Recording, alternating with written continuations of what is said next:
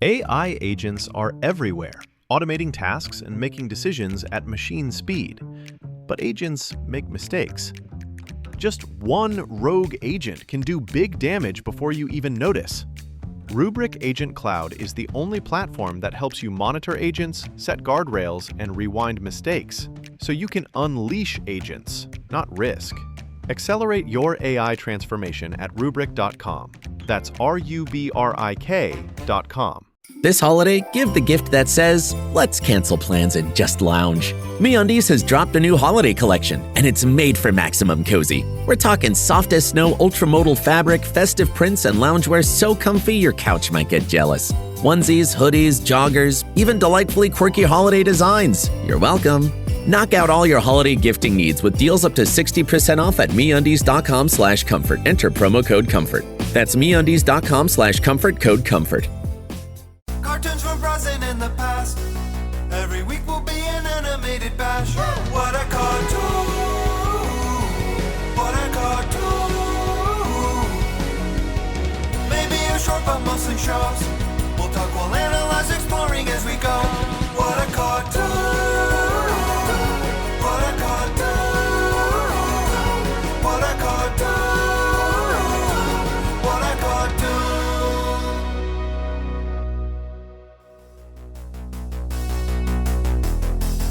Hello, everybody, and welcome to What a Cartoon, the podcast that's close personal friends with Shannon Tweed.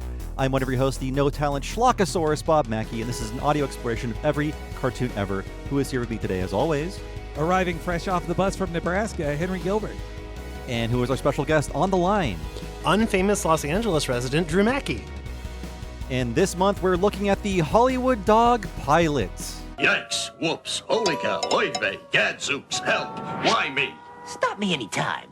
So that's the perfect sentiment to wrap up Hollywood Dog. You might be saying, what is Hollywood Dog? You're going to find out over the course of the next, I assume, 5 hours. We've just gotten started here. There's a lot of territory to cover. So yes, this month we're covering something you probably never heard of, and that's because it was freshly unearthed back in 2016. And of course, I mean Hollywood Dog, which was a live-action cartoon hybrid that aired once on Fox in the summer of 1990, and then never again. And it's notable for us, at least, because it stars Hank Azaria as the titular character long before he was a known figure and just around the time he was beginning to play major characters on The Simpsons. And of course, you heard him up front. Joining us today is frequent guest Drew Mackey. He is the host of Gayest Episode Ever. And I invited him on because A, he's a good podcast guest, but also this podcast is an unauthorized crossover with his Fox Files miniseries that he's been rolling out over the last few months. Now, Drew, can you explain to everyone out there just what the Fox Files is? So Fox Files is our Patreon-only mini-series where we're exploring the lesser-remembered sitcoms of the early Fox years. And the reason we're doing this is that if you were born more or less around the year I was born, which was 1982, you were the right age to be marketed to by Fox. And it was a very exciting thing to be on the ground floor of like a new broadcast network when it was still trying to figure out its identity.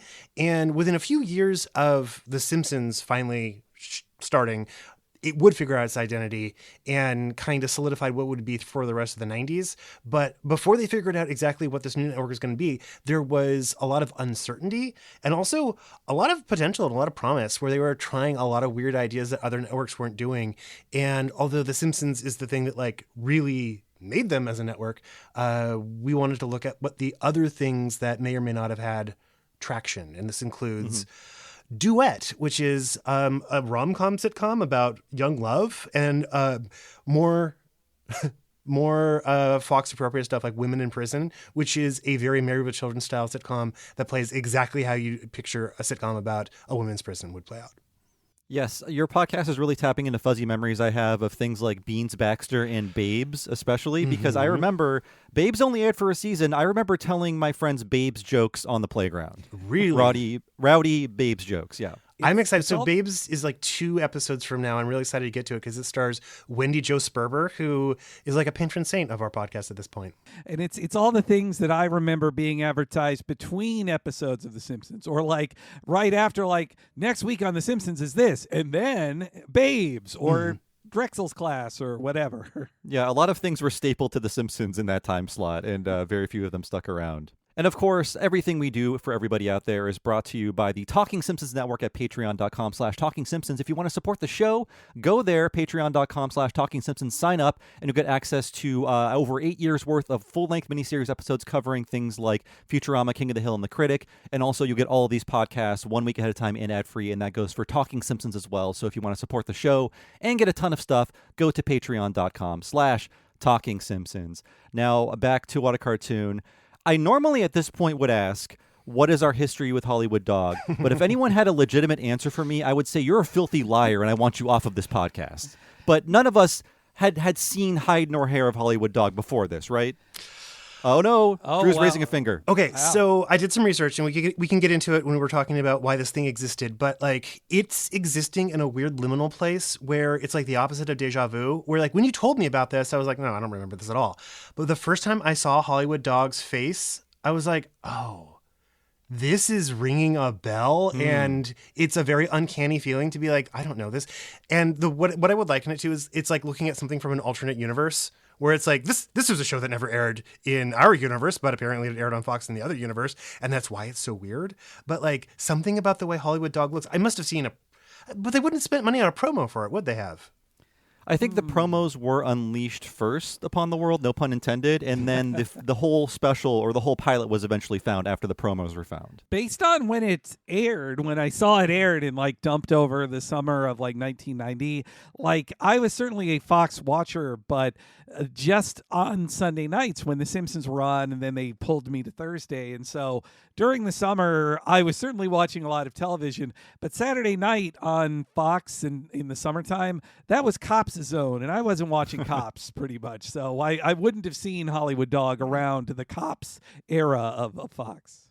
Yeah, this aired on a random Wednesday night in July of 1990, July 25th, by the way. So I was watching a lot of TV at that time. Maybe I had an earlier bedtime, but it was summer. So potentially I could have watched this because we were getting Fox, although I don't think a lot of people were watching Fox on the weekdays because, Drew, you can attest to this. There was not really a lot of programming to spread around outside of the weekends at this point, was there? By 1990, it was more than just the weekend. So during the early days, it was just Saturday and Sunday, and they'd be like, it's a Fox weekend. And that was their like snappy way of like telling you, like, we only have weekend programming. It's just a barren wasteland Monday through Friday. But like soon enough, they did get programming on the other days. And I know I was watching Fox this night because I saw the show that led into this, which was a different premiere for something that actually did have more than one episode. So this, at this point, was a done deal. I think Fox had already decided not to proceed with Hollywood Dog as a series, and it is just the pilot and that's it. But the 8 o'clock lead-in for this was, or might have been 9 o'clock lead-in for this, was a show called Malloy. Did this come up in your research at all? I did not find Malloy, no. Oh, I did check TV Tango on that and saw it, and I thought to myself, that'll be a great Fox Files sometimes because it actually has a real Wikipedia entry since 2 famous people are in that show. Yeah, we didn't include it in our original lineup. We can always go back and do it. But yeah, Malloy was a show that premiered this day in history in 1990, and it stars Mayim Bialik. And it was a competing pilot with Blossom because she had done that movie Beaches where she played young Bette Midler. And for some reason, Hollywood was like, sign her up for a sitcom after seeing Beaches, which is weird because it's a very sad movie. But she somehow signed to 2 different pilots, one with Fox and one with Blossom. And the idea was whichever one was going to be more successful when they aired them that summer would be the one that goes to series. And Blossom, the first episode they showed is a very different pilot for Blossom where she still has a mom. And that got really good ratings, so NBC won. Malloy didn't pull any ratings, and it is an also ran in history, but it's notable because in this version of the show where she plays a precocious teenager, she had a sister played by Jennifer Aniston, and it was Jennifer Aniston's first TV role. Yeah, I mean, Malloy, not a great name. Blossom, it fits the character. She's got the hat with the flower on it usually. A show known for being entirely very special episodes, if I'm to remember the advertisements. Every episode was very special. Mm-hmm. So if at this point you're not interested, I will let you know. This is going to be very fun to talk about. Also, I feel like there's a lot of conversations to be had about how Hollywood Dog fits into what Fox was doing with The Simpsons at the time, because I feel like the immediate success of The Simpsons is why you never saw any more Hollywood Dog. That's just my own theory. Yeah, no, Outside of Hollywood Dog not being very good. Sorry, Henry. No, yeah, it didn't need Hollywood Dog. Everything, like the budget for Hollywood Dog probably was comparable to The Simpsons, just in a special effects way, I bet. And then on top of that, like it wants to be cool in the ways that Bartmania actually was cool. Like, and if it wasn't a key part of casting one of the six major voices of The Simpsons, no one would remember Hollywood Dog pretty much at all. Absolutely. And Hank Azaria gets a full title card on this pilot. Hank Azaria as Hollywood Dog. This is like the sixth thing he has ever done in Hollywood. And he was Hollywood Dog at this point. In the first voiceover thing, correct? I believe so, yeah. It is worth looking at his filmography where he's basically mostly a voice actor now who sometimes does live action stuff. But I think he probably thought this was a weird detour for his live action career that he thought was still going to grow up and be like a big thing. I don't think at this point in his career he had any idea he'd be a cartoon guy. I wonder if he auditioned for the Matthew Perry sitcom that was retooled that you covered. Drew, what was the name of that one again? First it was called Boys Will Be Boys, and then Thank you. No. First it was called Second Chance, and then ironically its second chance was Boys Will Be Boys. Right. Because I believe the story of their friendship is that Matthew Perry would get all the jobs that Hank Azaria couldn't land in terms of acting. I can see that, actually. And that's why he does that guest role early on Friends. And then, meanwhile, his long-term girlfriend and then wife would become the mainstream like actor and Oscar-winning actor that Helen Hunt became. And this was all in his. I remember this in his WTF. He was, because he said he had gotten past all of it, but it was a very hard thing for him in this time. Credit to his agent for getting him to get an on-screen credit for the voice role, which normally did not happen for back then. Yeah, I mean, regardless of the quality, this pilot is very indicative of Hank Azaria's career because he appears as a cartoon character and then a very ethnic man at the end. Which are the two roles he plays best. Go ahead, Drew. Sorry. Zippy Pepitone, is that his name? Yes. He is so ethnically with Azaria while also being like Jewish and Italian at the same. Like he can be any ethnicity back in the 90s. He really turned up the Jewish dial a lot for Ziggy Peppercorn or whatever his name was at the end. We'll get to Ziggy. So I do want to go over the history of Hollywood Dog. I'm going to warn everyone out there, it's going to be a rather short history segment. And the reason is we're the only people out there who are documenting Hollywood Dog. There is no oral history. There are no interviews. I could find shockingly very little about the creator, the comic strip this is based on, or anything regarding the production. It is a ghost town when it comes to Hollywood Dog information, and I don't know why. Well, actually, I do know why, because no one knew this thing was around as of like 9 years ago. That's when it resurfaced and we could watch it again. But yes, first off, like I said earlier, Hollywood Dog is an existing character. So he is the creation of the late cartoonist R.P. Overmyer, who was born in 1948 and passed away in 2010. And despite the amount of material he seemingly published, this guy is one very undocumented dude. So what we do know about Overmyer and Hollywood Dog, the character was the star of a one-panel comic that ran in the LA Weekly. And clearly, whoever wanted to develop Hollywood Dog into a series was likely looking at the success of The Simpsons, at least within the Tracy Ullman sphere. They were, trying to find these cartoonists with wild ideas. Matt Groening was the first. Overmyer could have been the second.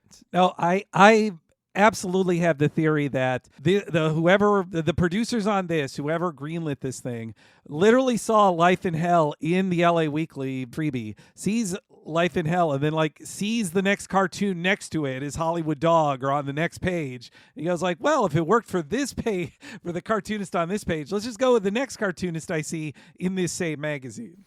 In researching this, did you guys find any panels from Hollywood Dog that actually showed the dog? Yes, here's the thing. I could not find any archive of this. I could not find any scan of his comics. What I did was I looked up R.P. Overmyer on Facebook. He did die in 2010. Before he passed away, he created a Facebook page. On that page, you can see dozens and dozens of strips that were created after 1999. So I don't know what his work was like in the 80s. I assume it was a lot better. I was not impressed by what I saw. But at some point in his life, he decided to archive his own work, at least a portion of it. Okay, that makes sense. Did you find that he did anything else? Because that name sounds familiar, but nothing I could find seemed like something I'd ever seen before doing this research. It seems like he was a commercial artist, and I did find one of his paintings that was for auction, and that's actually how I found out that he was dead, because it said R.P. Overmeyer in parentheses 1948 to 2010. That information was nowhere else. Right. Because whenever I don't know about someone, I type in their name in obituary or something like that, just to direct me towards a potential source of information. But there was nothing like that for him. He has been absolutely forgotten. I think R.P. Overmeyer is probably a pen name, and the obituary is probably under his. Do we even know it's a man? It is, yes, because I went to his Facebook page. He looks remarkably like Walter from The Big Lebowski. Yes. Oh, okay. Yeah. Which I saw that same Facebook page, and I was also like, before I assumed he had passed away because there were no posts since 2010, and he did not look like a man who, if he looked that way in 2010, would be alive in 2015. No offense to him, but yeah, I mean, his comic strips, he seemed like an okay comic strip artist, but nothing like special. But I mean, also it's like no collected works, like no published collected works of like how do you do Hollywood dog strips or just strips for decades and don't just like publish a collection of them if you're doing it. I guess if you're Matt Groening, you get it on name recognition, but if you're only running an LA Weekly, I don't think that's big enough to get a book deal, honestly. Yeah, that's too bad. I really like. I mean, this was his big break then, and sadly, it didn't amount to anything.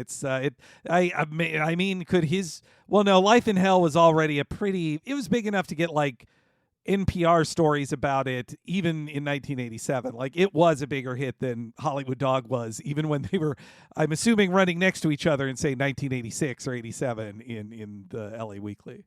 Yeah, so if you want to find his strips, if you just look up R.P. Overmeyer on Facebook, you'll see a lot of them. Again, I want to see his 80s work because these aren't very good. And I apologize for talking ill of the dead, but I was not super impressed. I love the character Hollywood Dog. The design is great. Yeah. He also reminds me of an 80s marketing character that wants to sell me fruit snacks or like perhaps a spicy new kind of chip. Fido Dido. He looks like Fido Dido, right? Yeah. Yeah. He's got the wiggly, like the boil on the lines of his body, how they like wiggle when he moves around. Yeah. Like very, very like, and also there's Rude Dog, which was a marketing character, very similar to Hollywood Dog, except he had the dweebs, and Hollywood Dog rides alone. We all know this. And Chester Cheeto, like they all, or Cool Spot, all these guys look like they're about to like pull out a guitar and start rocking out, just as Hollywood Dog does. Like it's so another thing that hurt looking up this when I tried to at least search like Hollywood Dog plus the newspaper it ran in. It's like, it also wasn't the only dog strip in there. Like David Lynch's comic strip, The Angriest Dog in the World, ran in the same thing. Right. To speak ill of another dead man, David Lynch ruined my search results for Hollywood Dog. When I Google Hollywood Dog, I just get a bunch of like pet food stores and like dog groomers in my area. Yeah, the search terms it's like too broad of a name to really let you find what you're looking for. So I was able to scrounge up very little. But the speculation is, we're going to be a lot of speculating on this part of the podcast, but the speculation is that this, we know, was put into production around the time of The Simpsons' first season and has copyrighted 1989, and I assumed it was inspired by the success of The Simpsons on Tracy Ullman. But as soon as The Simpsons was a big hit out of the gates, they're like, we don't need this. It's too expensive. We have our big hits that will carry the network. Let's just burn this pilot off in the summer. And that's what they did back when they would still do that back in the day, instead of just sitting on it or throwing it away. Why would they burn off a pilot that they already said no to? Like, what would be the financial benefit, do you think, of doing this? I mean, they can at least get advertising on it, so they can recoup some costs of making it more than they probably could if they wrote it off on their taxes or however that works. Maybe the tax loopholes weren't as good back then for writing off them as they are now, like the production on that stuff. I mean, I assume with the 89 thing is that somebody thought, like, why don't we make a sitcom of Roger Rabbit? We could do that. How expensive could it be? And they see how expensive it is while like cutting every corner they possibly can to do Roger Rabbit in the cheapest way. Yeah, I mean, a lot of this is impressive for a 1990 Fox pilot, but you cannot invoke the name of Roger Rabbit and then show me what you're showing me on the screen, which is a lot of Hank Azaria's character not being seen but being heard a lot. I think it looked better than what I was expecting, given your intro that it was like an attempt at a Roger Rabbit style pilot. I did find evidence of a second pilot that has a Simpsons connection that aired around the same time. I actually got burned off July 1990 on NBC. And whenever it makes sense for me to interject that into this discussion, let me know. So, like I said earlier, research on this topic brought up absolutely nothing, but I found a few quotes that are tied in with the first season of The Simpsons. So this one comes from a May 13th, 1989 article from the Los Angeles Times titled Animated Series on Drawing Boards. So here it goes, quote, Fox Broadcasting, in fact, has committed to ordering 13 episodes of The Simpsons, a half-hour series involving the characters that cartoonist Matt Groening devised for The Tracy Ullman Show, and 2 other pilots are in production. Ralph Bakshi is producing Hound Dog for NBC, and Fox is developing Hollywood Dog, a live-action/animation combination based on R.P. Overmeyer's comic strip in the L.A. Weekly. So every time I was able to find a mention of Hollywood Dog, it is in this whole story about animation boom, here are things in production, and Hollywood Dog is one of them. I gotta say, Lorimar didn't do a very good job of getting the word out about this. They should have gotten quotes into these things, but instead it's just it gets one sentence in a Simpsons story. Did the Ralph Bakshi project ever materialize into anything? That I'm not sure, but I have seen another pilot online that will be mentioned in this next quote. So let me move on to the next quote here from the April 14th, 1989 edition of the Wall Street Journal. Quote, Yabba Dabba Doo! Remember the Flintstones? The Modern Stone Age Family premiered on ABC in 1960 and lasted 6 years, the most popular primetime cartoon series ever. Fred and Wilma are still having a gay old time in syndication, but hopes are high that the television business will soon see its first successful primetime cartoon series in 23 years. 3 cartoon canines inhabit Houndtown, an NBC pilot. Hollywood Dog, a Fox pilot, features a lone mutt among the stars. And Fox also may spin off The Simpsons, the cartoon short in the Tracy Ullman Show. On NBC, Jackie Bison stars a buffalo in the swaggering style of Jackie Gleason. So that is one of the pilots that was available online as of this recording. That's what I wanted to bring up, because I actually watched please. Jackie Bison back in the day, was utterly confounded by it, but I was like, oh, a cartoon in prime time, I'll watch this. It's apparently sort of supposed to be the Jack Benny show, but it's hosted by a bison named Jackie, who sounds more like Jackie Mason, but whatever. So wait, I thought it was a reference to Jackie Gleason, but he is a James Mason impression? What is the impression he's doing? I don't know what the impression is. I didn't rewatch it. I watched it when I was a kid, so I didn't get any of the Hollywood references. But the description I read online trying to research, because watching this jogged a memory of Jackie Bison, and I finally remembered what the name was, and I found it online. It was Jack Benny parody, apparently, but the character's called Jackie Bison. And it's about a Hollywood talk show in a version of Hollywood where everyone's animals. And it is also very reminiscent of, if you're taking another aspect of Roger Rabbit and trying to say, what if we're doing commentary on show business, but instead of humans, it's animals? That is an aspect to Roger Rabbit. But in this version, there are no human characters. It's all cartoons, and it's fully existing in a cartoon world. So it's a very similar project in tone to Hollywood Dog. It's just taking different aspects of the source material and pushing it in a different direction, if that makes sense. And here's the weird thing about it. One of the voices in it is Harry Shearer. So Harry Shearer does a supporting voice in this, and then one other person does as well, and that is Audrey Meadows. And this is airing in 1990. And Audrey Meadows, in case some people don't know, is the wife. She was Alice Cramden on The Honeymooners. Not a voice actress, almost at all. She only voice acted twice in her entire filmography that I can find. Once for this Jackie Bison show, and once in 1991 as Grandpa's girlfriend, Bea Simmons on The Simpsons. And I'm like, wait, is that how she ended up doing a voice for The Simpsons? Because Harry Shearer might be the connective tissue there that got her to try this voice acting thing again before she was like, nah, I'm not going to do it anymore. But I wondered if a weird vestige of Jackie Bison, which ultimately went nowhere, is Bea Simmons. Wow. Okay, only 10 more presents to wrap. You're almost at the finish line. But first...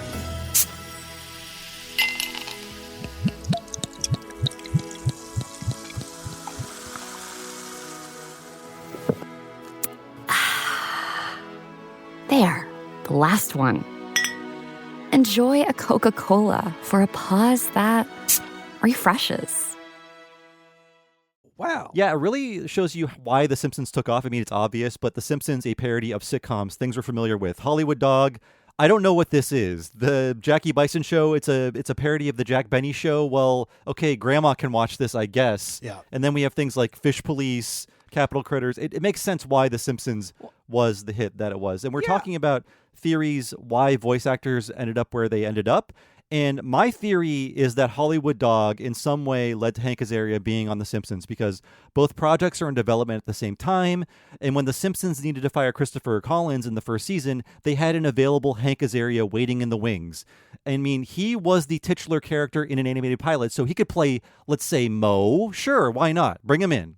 Well, yeah, I had heard this many versions of the story. Like I just heard Azaria tell a newer version of this story because he did the Jim Cummings podcast, and I watched a clip of it. And the funny thing in that was that maybe out of respect for the dead, he did not want to name Christopher Collins by name, as he just said like the guy I replaced was a jerk, and that's why this shows don't be a jerk in Hollywood. Like they won't keep you, but that like Bonnie Patella, the casting director of The Simpsons, like knew him from Hollywood Dog when they were recasting, and knew him as like, oh, he does all these voices in here. Like Hollywood Dog does a lot of different voices. You hear Simpsons voices, future Simpsons voices coming out of his mouth. Yeah. And Hollywood Dog is sort of a mix between Moe and Duffman. Yeah. See, I was going to say a mix between Moe and Bender, even though he doesn't do the voice of Bender, but I hear there's maybe it's just Bender personality traits in the way he acts with the human. Also, man, Simpsons so stands out of all those things they greenlit because it really seems like everybody wants funny animal cartoons. Like the Simpsons are the only ones where it's not a funny animal, like talking animals in it. Why is that the only thing that the networks, no matter the network, where it was okaying? Yeah, it's weird. The Flintstones was also not talking animals. It was a human cartoon as well. They didn't seem to understand that. Although they tried with the critic. That was the last time. Like it took that long to do it after Fish Police and Capital Critters and Family Dog and Hollywood Dog and Jackie Bison and all of those. Clearly, Jackie Bison was like, it was BoJack Horseman, but too early. It sounds like. Yeah, that was the comparison I made too.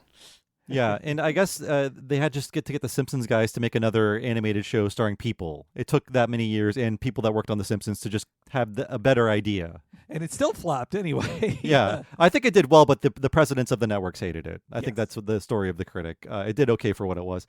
Yeah, I just feel like Hank Azaria was what I'll call a Fox player in this era because he did like a guest shot on Babes. He was Hollywood Dog. He's on The Simpsons. He's on an alarming amount of Herman's Head. He is a main character. He's not Herman himself, but he is like the secondary character on Herman's Head for, 4 seasons? Yeah. For a show that doesn't exist and never got a DVD release, Herman's Head got a lot of episodes. What you're talking about, someone being like a certain network player, you do see that a lot. Especially, I've noticed this. We did a whole season of backdoor pilots where you see a failed backdoor pilot happens to star some person, and then the next year, because someone liked working with them, they remembered their name and suggested them for a bigger role on a subsequent thing that maybe did take off to being a thing. And I do really like the behind the scenes stories because they're like economic stories of like business deals, but also stories about people being pleasant to work with, which is always nice to see. You're like, oh, they wouldn't have asked this person to do another project if they thought they were an asshole. Yeah, Hank Azaria, I'm sure he's still very nice, but especially at this point of his career, it seems like he would do anything, including star in Herman's Head. Herman's Head is better than you guys are making it sound. I know. I mean, there are worse sitcoms, and I desperately want to see it again because as a kid, I watched all of Herman's Head. I'm not ashamed to admit that. I think they're all on YouTube. We covered one back in the day. Yeah. I want the official 4K upscale release, Drew. Okay. Steelbook. There we go. Cell inside. Same with Hollywood. Hollywood Dog was seemingly filmed on film. We need to get an HD remaster of this from the Lorimar archives as well. Again, it looks good. It looks so much better than I thought it was going to look. Yeah, it's filmed well. I mean, there are very limited sets. It's not like a standard filmed in front of a studio audience cheapo sitcom. They actually, it's a single camera show. They took their time with this, and I guess they needed to because of all the special effects involved. I think doing animation and live action together is really hard on studio audiences. Yes. Terrible strain on their wrists. Yeah. I mean, so like we have at least said hi to Hank Azaria. Drew, you've been to a few table reads. I am just like morbidly curious to ask him about this. But now if I ever meet a celebrity, I know just to say like, hey, I love your stuff. Way to go, buddy. Instead of saying, I'm going to be the super fan who asks you about the most obscure thing you've ever done, because that can really backfire. And I feel like Hank Azaria would just tear your head off if you mention Herman's Head or Hollywood Dog. He did not have a really good time on Herman's Head. There is a joke on the Simpsons commentaries where he would tell himself every day, at least I'm not one of the people in the head. Right. He's a very gracious person. I took a picture of him at the Christmas party last year, posing with Tony, who didn't take his job, but like did, scrape one of his many Simpsons roles off and now voices that character recurringly. But he was at least smart enough to smile in the picture. He wasn't a jerk about it when I had a camera in front of me. So I think he's a very nice person though, just based on how other people talk about him. Unlike Harry Shearer in interviews who complains about his voices being recast, Hank Azaria seems to be very happy or likes Tony Rodriguez at the very least. Mm-hmm. Yeah. I mean, Harry Shearer just complains about the roles he lost, even though he hates voice acting on The Simpsons, seemingly. Yes. Yeah, he does. He gets to do one or two fewer voices, but that makes him very angry for all of a sudden when normally he hates doing any work on The Simpsons. The last table read I went to was a few weeks ago. Someone made a joke about Harry in the room, and everyone laughed. And I was like, okay. Hollywood Dish here, just like it feels like an episode of Hollywood Dog with all this Hollywood dishing here. Yeah, so I guess one thing I forgot to mention, we were talking about the smart choices The Simpsons made, being about a family. Also, the color design of the show is great, that you're going to stop the channel when you see these yellow people. In R.P. Overmeyer's strip, Hollywood Dog is hot pink, and his glasses are lime green. A much better choice and a much more of the era choice for this character. But they make him visually... I like the design in general, but they make him visually a lot more boring on the animated series. It's a reverse Kirby. Oh, yeah, it's true. I do wonder if that is a bit of the notes that people who aren't James Brooks get on things. Like, I feel there are like 8 different moments in this show where I'm like, oh, well, that feels like this probably had more teeth to it. And then an executive said, tone that down. Because also I would assume in the comic strips, Hollywood Dog himself, as like a Hollywood insider, fast talker, probably is a dirtier, badder boy and more at least PG-13, if not R-rated, since he's in a comic strip. And here he gets toned down to the point that like little kids love him. Yeah. Yeah, the little Bart Simpson on this show can't get enough of Hollywood Dog. He loves Hollywood Dog, and so should you. Hollywood Dog likes running on empty, I think is the catchphrase. And I was like, oh, they should have given that a second pass. That was going to be on a T-shirt, I think. Well, Hollywood Dog, he's a cool guy who teaches children rope tricks, so we should all get behind him. Oof.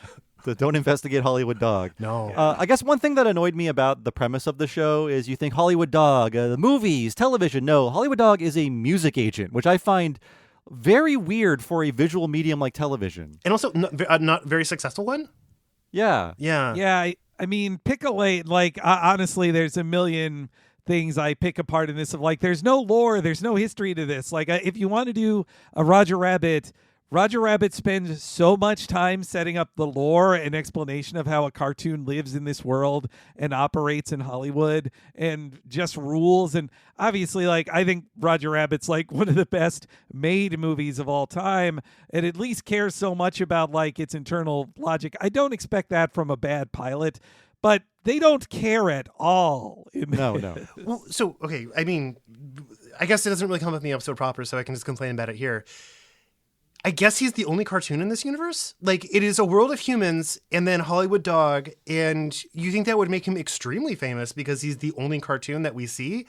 So, but like no one ever seems surprised to be like, oh, what the fuck? It's a animated dog that I'm talking to. Like, people don't really seem to comment on that. It's just taken for granted that like he exists in this world, and that's a weird conceit, I guess. Yeah, he is the only cartoon character in the world, and when we see the finale of this episode, it's clear that he doesn't need to book acts. He could just like walk on stage and say, "I'm a cartoon. Ask me any question." Yeah. I'm actually a better singer and guitar player than the person there's a million things. Also, if he's, again, this is like nerd logic here, but like, let's just say that he's being treated as he's a talking dog in this world, and nobody even says you're a living cartoon. He's only just a talking dog who can walk and use his hands. That already is insane. Yeah. Like, that already is crazy. Yeah, I want to know, can Hollywood Dog vote?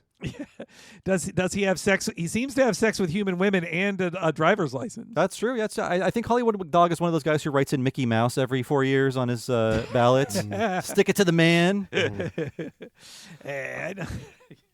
I almost did an imitation of him, but I was like, no, I have to save my voice. I'm getting over a cold. We have to control the Hollywood dog impressions on this podcast. So now we could talk about who made the show. So thankfully IMDb exists and I can look these people up because that's the only way to find out, well, who made this and what are they and what do they do? So we have a lot of writers attached to this. It's always a good sign, right? Yes. Yeah.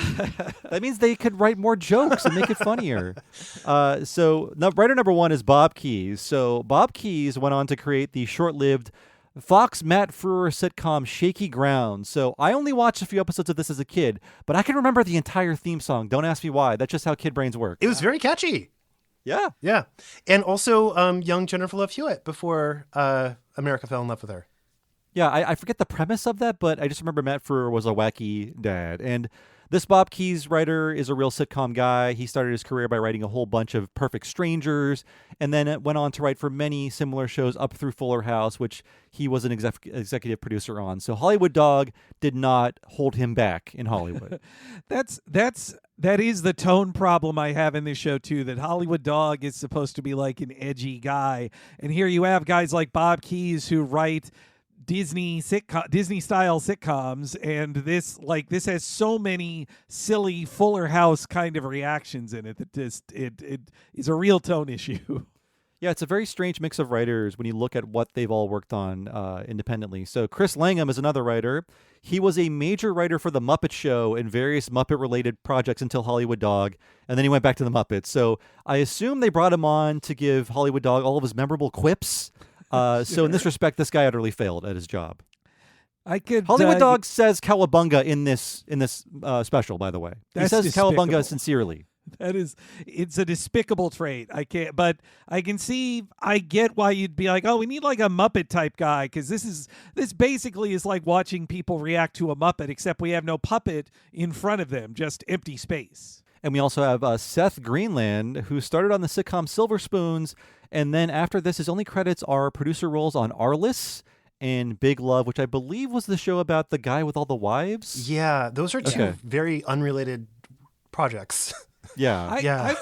I watched some of both. I watched at least the pilot of Big Love and thought it was all right. But now that he's no longer with us, maybe I want to watch the whole show because I just miss like Bill Paxton. But it's funny you mentioned Arliss, because now I think about it, Arliss is kind of a Hollywood Dog except a sports agent. Yeah, that's true. Yeah. I just knew it as the show I did not want to watch on HBO as a teen. Arliss $$. Yes. I feel like it was probably good, but not my cup of tea back then. And then finally we have Laura Schrock. So she wrote a few Valeries, and then after this, a few Captain Planets.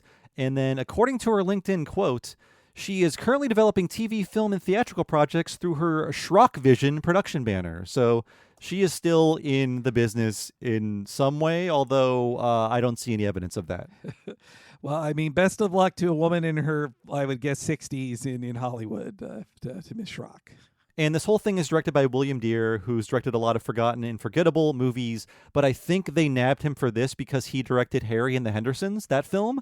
And that film has a lot of special effects, and so does this. So I think they wanted a guy who knew how to shoot around things that weren't happening. Yeah, that's like a real director. When I looked him up, it was like the Harry and the Henderson, like that was not like a huge hit, but it was a successful movie that like spawned a whole like franchise. And like him directing the pilot, that shows somebody saw this as like a worthwhile thing, like that it was like, and there are some shots in this that actually feel like, oh, like a real person with vision directed this. Like your average sitcom director would not be able to instinctively know how to do like the driving scenes, you know? Yeah. There's some complex stuff in here, especially when you consider the Hollywood Dog is not really there. So I am impressed by some elements of this. Who was driving the car? Yeah, exactly. Usually in these live action animation crossovers, the human is always the one driving the car. The cartoon character is in the passenger seat. Here, the whole trope was not invented yet, but they put Hollywood Dog in the driver's seat. That's way more impressive. You're right. This that makes the lead in this the modern or the latter day Cyclops from the X-Men. Why can't I think of his name now? Marston? Yeah, James Marston. James Marston. Jason's the other one. It's Goof Troop. Sorry, James Marsden, who was both in Hop and the Sonic movie. I see. So yeah, when it comes to the actors, we're going to cover them gayest episode ever style and go over their bios as we encounter them in the episode discussion segment. And when it comes to animation, it was produced by Murakami Wolf Swenson Films, and we get a handful of animation credits, so no one particularly notable, just a bunch of old-timers with a lot of credits to their names. This is very technically complex animation in terms of like having to keep Hollywood Dog consistent depending on where he is in the frame. So they got people who knew what they were doing. And of course, Murakami Wolf is the studio who brought us Ninja Turtles. My theory is that I think Murakami Wolf, they also produced the Ninja Turtles commercials that were usually them interacting with live action stuff. So they're like, oh, we can do that. And so they got some of the freelance VFX artists that they use on those and produced it in that same way. But that budget-wise is not as cheap as the Ninja Turtles. And they were probably told like, oh, we can make it at Ninja Turtle prices. But then it turns out to be much more expensive than that. And is there anything else to mention? It did occur to me that I did not mention the premise of Hollywood Dog, but also I just thought, I don't know what it is. And I don't know where this series goes after the pilot. We'll talk about that soon. But yeah, he is a music agent and he meets a bumpkin and they form an unlikely duo. And that's kind of it. I think the title explains it all, Bob. I don't know what more you need. Adjective, noun. That's it. I there was one other thing. I did see that William Deere, like the next year, he had the success version of doing the pilot for Hollywood Dog, which he was the director of the pilot of Dinosaurs. Oh, hey, way better. Yeah. Yeah.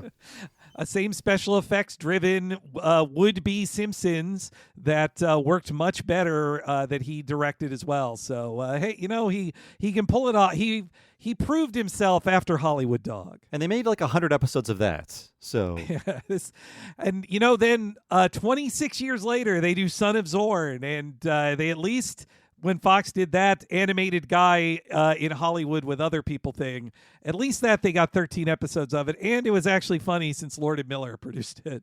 And then years later, my wife bought a Son of Zorn t-shirt, heavily discounted at Hot Topic. They made merch. It's crazy. They thought it was an Adult Swim show on Fox. That's what its problem was. Yeah. So that is it for this history segment. Now keep your favorite Hollywood Dog catchphrases in mind as we head to the break and then come back to talk about the forgotten pilot.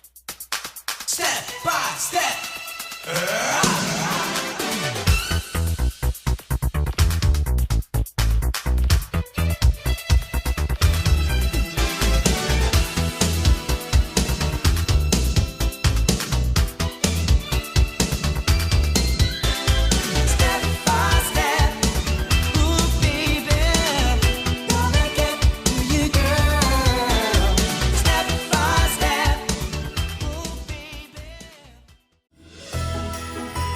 Okay, only 10 more presents to wrap.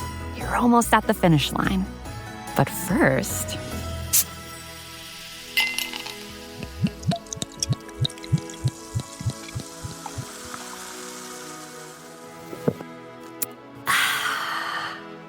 There, the last one. Enjoy a Coca-Cola for a pause that refreshes.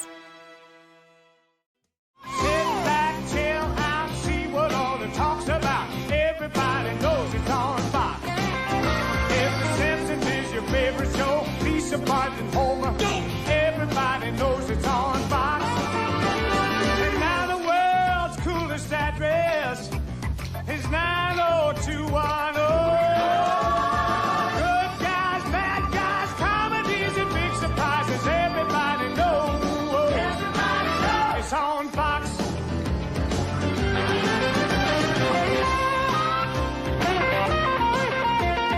Homeboys, Anton, Homie, Mel, and Men.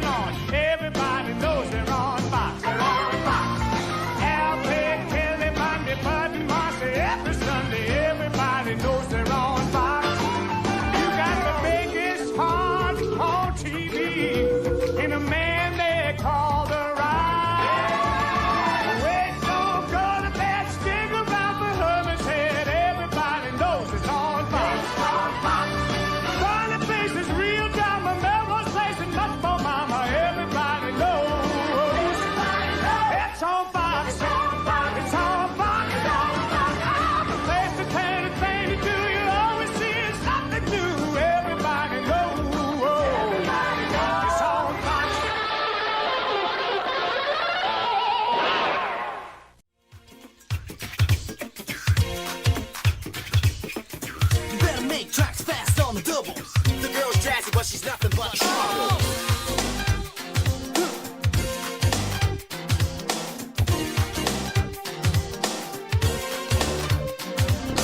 Take her where she wants to go, and every day you let her know she's the one who's always on your mind.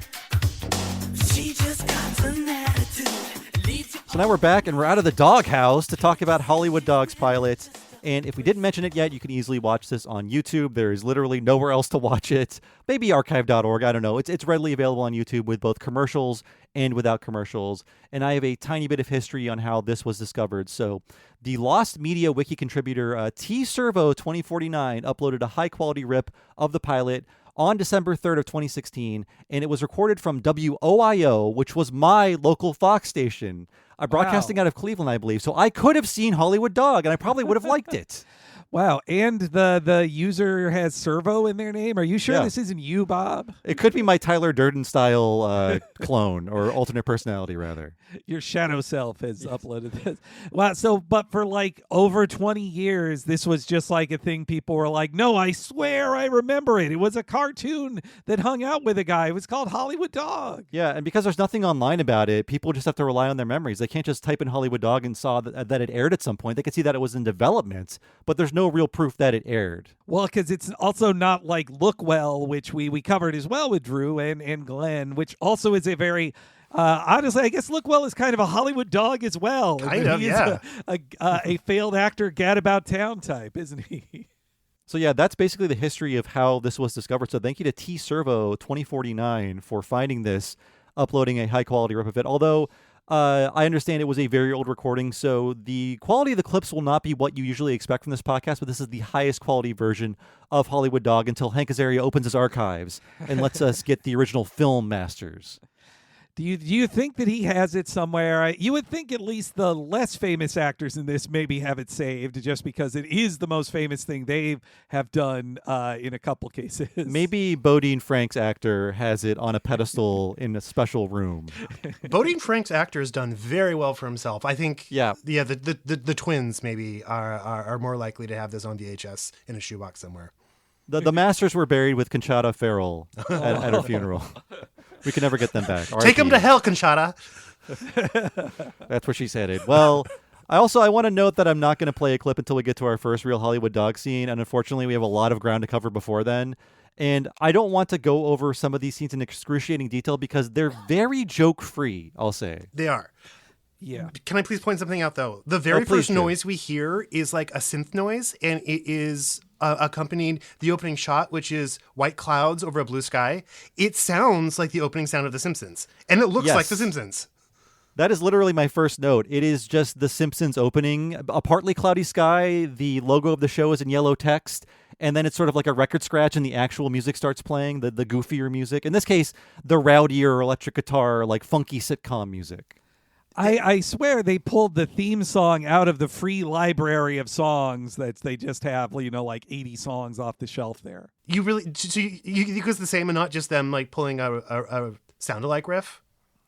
Well, I mean, they might have pulled out the one that sounds the most like The Simpsons. Oh, wow. But yeah, I couldn't. No way did this have this opening in 1989 or whenever they only now for the 90 airing did they go can we make it look like The Simpsons if this is going to have any success? And the opening doesn't let you know what the show's about outside of the Hollywood Dog title because you just get credits over a partly cloudy sky. In The Simpsons, the sky parts, you go down through Springfield, you explore the town you're going to be watching for the next 40 years. It's that this very funky early 90s sitcom music. So we open on this pilot on a dusty dirt road gas station, presumably in Nebraska, and we meet our protagonist, the oddly named Bodine Frank. And he is noodling away on his guitar, and he's scribbling down music notation in a notebook. So he's a budding songwriter. And I have to point this out because there is a little jab at his name, obviously a reference to Jethro Bodine from the Beverly Hillbillies, who on that show, he was a hillbilly, but he was trying to become a movie star, an astronaut, a rock star. He had all these aspirations for fame, and that was a joke. So obviously this is tied in to some element of that character, and you would know that if you watched this in 1989. So he's a Nebraska hillbilly trying to make it Yeah. big in the city too. Although I will say this Tim Ryan guy, I don't know what his direction was, but he should be playing this like a hillbilly. He's too much of a regular POV straight man character, and I feel like if he was a more of a Cletus type, the juxtaposition between him and Hollywood Dog would be funnier. He's almost never played hillbilly types subsequently, and either it was something he couldn't quite do and he was cast for his looks, or he specifically didn't want to do that because I think, like Hank Azaria, he probably thought he should be a leading man one day, and turns out he was a character actor the entire time. Yeah, I mean, Yeah. he is very handsome. He has a good body, as we see in the episode too. Like, I feel like the one thing, unfortunately, that was doing him was the hairline. The hairline is creeping back in 1990, and it's not coming forward anymore. It's retreating. It's pretty much where his IMDb photo, he's a very attractive silver fox, and he's aged very, very well. And I don't know what went into his hairline not moving anymore, but it's a very good look for him, and I'm okay with him as is. I see. But I feel like in 1990, we despised the bald. Now they have a place in society on television, but then it was like, who's the most despicable character on the show? George Costanza, a bald man. Yuck. well, also, I think it's not fair to him that he's like cast to act with a special effect that is very hard to do for a good actor, and that he is like not a singer, I don't think either, and he's cast to be a singer in the show. And it's I did also see that he did one episode of the Tracy Ullman Show, the same episode that had the short Bart jumps from the first season. Well, this could have been his claim to fame if it took off, but it wasn't. This actor, Tim Ryan, by the way, he was a semi-regular on the drama China Beach before this, but he has just done a ton of one-off appearances on a variety of shows. And about 20 years after this, he'd start being credited by his actual name, which is Tim Meidelschmidt. Here, he's Tim Ryan, all-American, but he's actually Tim Meidelschmidt. Wow. I don't see that name in lights. No. Yeah. We don't let Germans work in Hollywood. We let them direct, I guess, but not act at this time period. I was glad to see he at least has had like a real career and plugging away at it since then. This didn't him being a leading man in a failed expensive pilot didn't chase him the rest of his career. And this intro scene really sets up Bodine's path because he puts down his notation. In pulls up a red convertible. In the car is his fiance and some biker-looking guy named Bing, and he finds out that she is breaking up with him to marry this guy immediately because he wants to start a family. He punctuates that by revving the engine. So clearly, they're going to get it on. He's going to fill her with babies. And this inspires Bodine to move away to Hollywood to pursue something greater than a Nebraskan wife. This joke makes little sense to me because it's like the guy you say, yes, he looks like a biker guy. So it's like they cast a biker guy and it's supposed to be the joke of, oh, she leaves him for a biker, except he's in a big expensive car and he's like got gold chains on and fancy clothes. And his name's Bing. Yeah. His name's Bing. So it's like, well, wait, is the joke that she like went for a rich guy? Like, it's like they cast a biker for the biker joke, but then they dressed him up as a rich guy and put him in a Cadillac. I think that's the joke. I think the joke is that she's running off with a rich guy in a sports car named Bing. He just happens to not look like Jefferson Darcy type, like white yuppie guy. He's like a scuzzy looking biker. I think that's supposed to be a joke. I think it's supposed to be a joke. Okay. I think you're right, Drew. There are some instances in this where I'm confused if something is a joke, but I think it's because they're shy about selling it. Like, for instance, the character who is just a drummer who always exists in the lobby of the hotel, he's just always there. And I think, like, well, this is kind of a funny idea. This is kind of a Simpsons-y idea, this ever-present drummer, but they're just kind of shy about presenting it in a funny way. Yeah. Well, I think that's the general problem with Bodine, too, that, like, he could be... I feel like there's an early pilot script where he is written as like this is Fry's introduction in Futurama, but he does need to be kind of like a lovable dope who is too trusting. That would make all of these things happen, but multiple things keep happening in the show where he kind of goes like, actually, I'm not so stupid. I didn't fall for that. It's like, which that feels like the note was, well, he can't be that stupid. We want to root for this guy. So they pull back from what would make him funny to make him like what an executive thought would be likable or trustworthy. The way his girlfriend departs is exactly how Fry's girlfriend departs in the pilot to Futurama. Yeah, instead of throwing his stuff out of the taxi or whatever, she throws the engagement ring in the dirt. Yeah. And that was when I was like, oh, this is like a real movie person made this shot of like the shot to the ring in the dirt and then the bus pulling up. I was like, oh, that's like a good transition. That's It happens in the same shot, but it's a time cut, sort of, where it's later, he's leaving for Hollywood. His mother is worried about this drastic decision, and she warns him, those California people are animals, which, haha, Hollywood Dog, we're going to meet him very soon, folks. Get it? Yeah, but then they kind of undercut it. If you did a smash cut to Hollywood Dog, it'd be funnier, as opposed to they instead do like a montage of every obvious Hollywood thing, which is a joke in and of itself, I guess. But it's like you say, guys, like, it's hard to tell if something was a smart joke executed poorly or just hack, because all of these like establishing shots are all of the hack things you would see. But if they're trying to be funny, then you would show these hack things to be like, ooh, it's Hollywood. I think you would just, a funnier joke would be to start showing just random buildings that are not important at all, like a Jiffy Lube. Yeah. I think the problem here is that they did hire someone who could do classy directorial moves, and that's why it overall looks really good, but he doesn't know how to sell gags the way someone who directed animation would be able to do. They would know where and when to cut to something to get the maximum laugh. Yeah, I really don't think this montage up front is supposed to be funny. I think it's supposed to sell the idea that you're in Hollywood now, because you start in this dusty gas station, and then you need all the Hollywood signifiers for people in what they would call the flyover states. Like, show them the Man's Chinese Theater, show them the Walk of Fame, et cetera, et cetera. Get all the important points out there, because we just have B-roll to use. That's it. Yeah, all of the setup shots until you finally get to like the establishing shot of what I guess would have been this seems like an expensive location to do a full TV show on. I mean, this seems like they are shooting on location, but would they have built this for the series if it became a series? There's no way. That lobby looks so big and so fancy, unless it was something that that whoever made this owned and had access to. I think it had to be a real building, but like, it's just boggling how this would have worked on a week-to-week basis for me.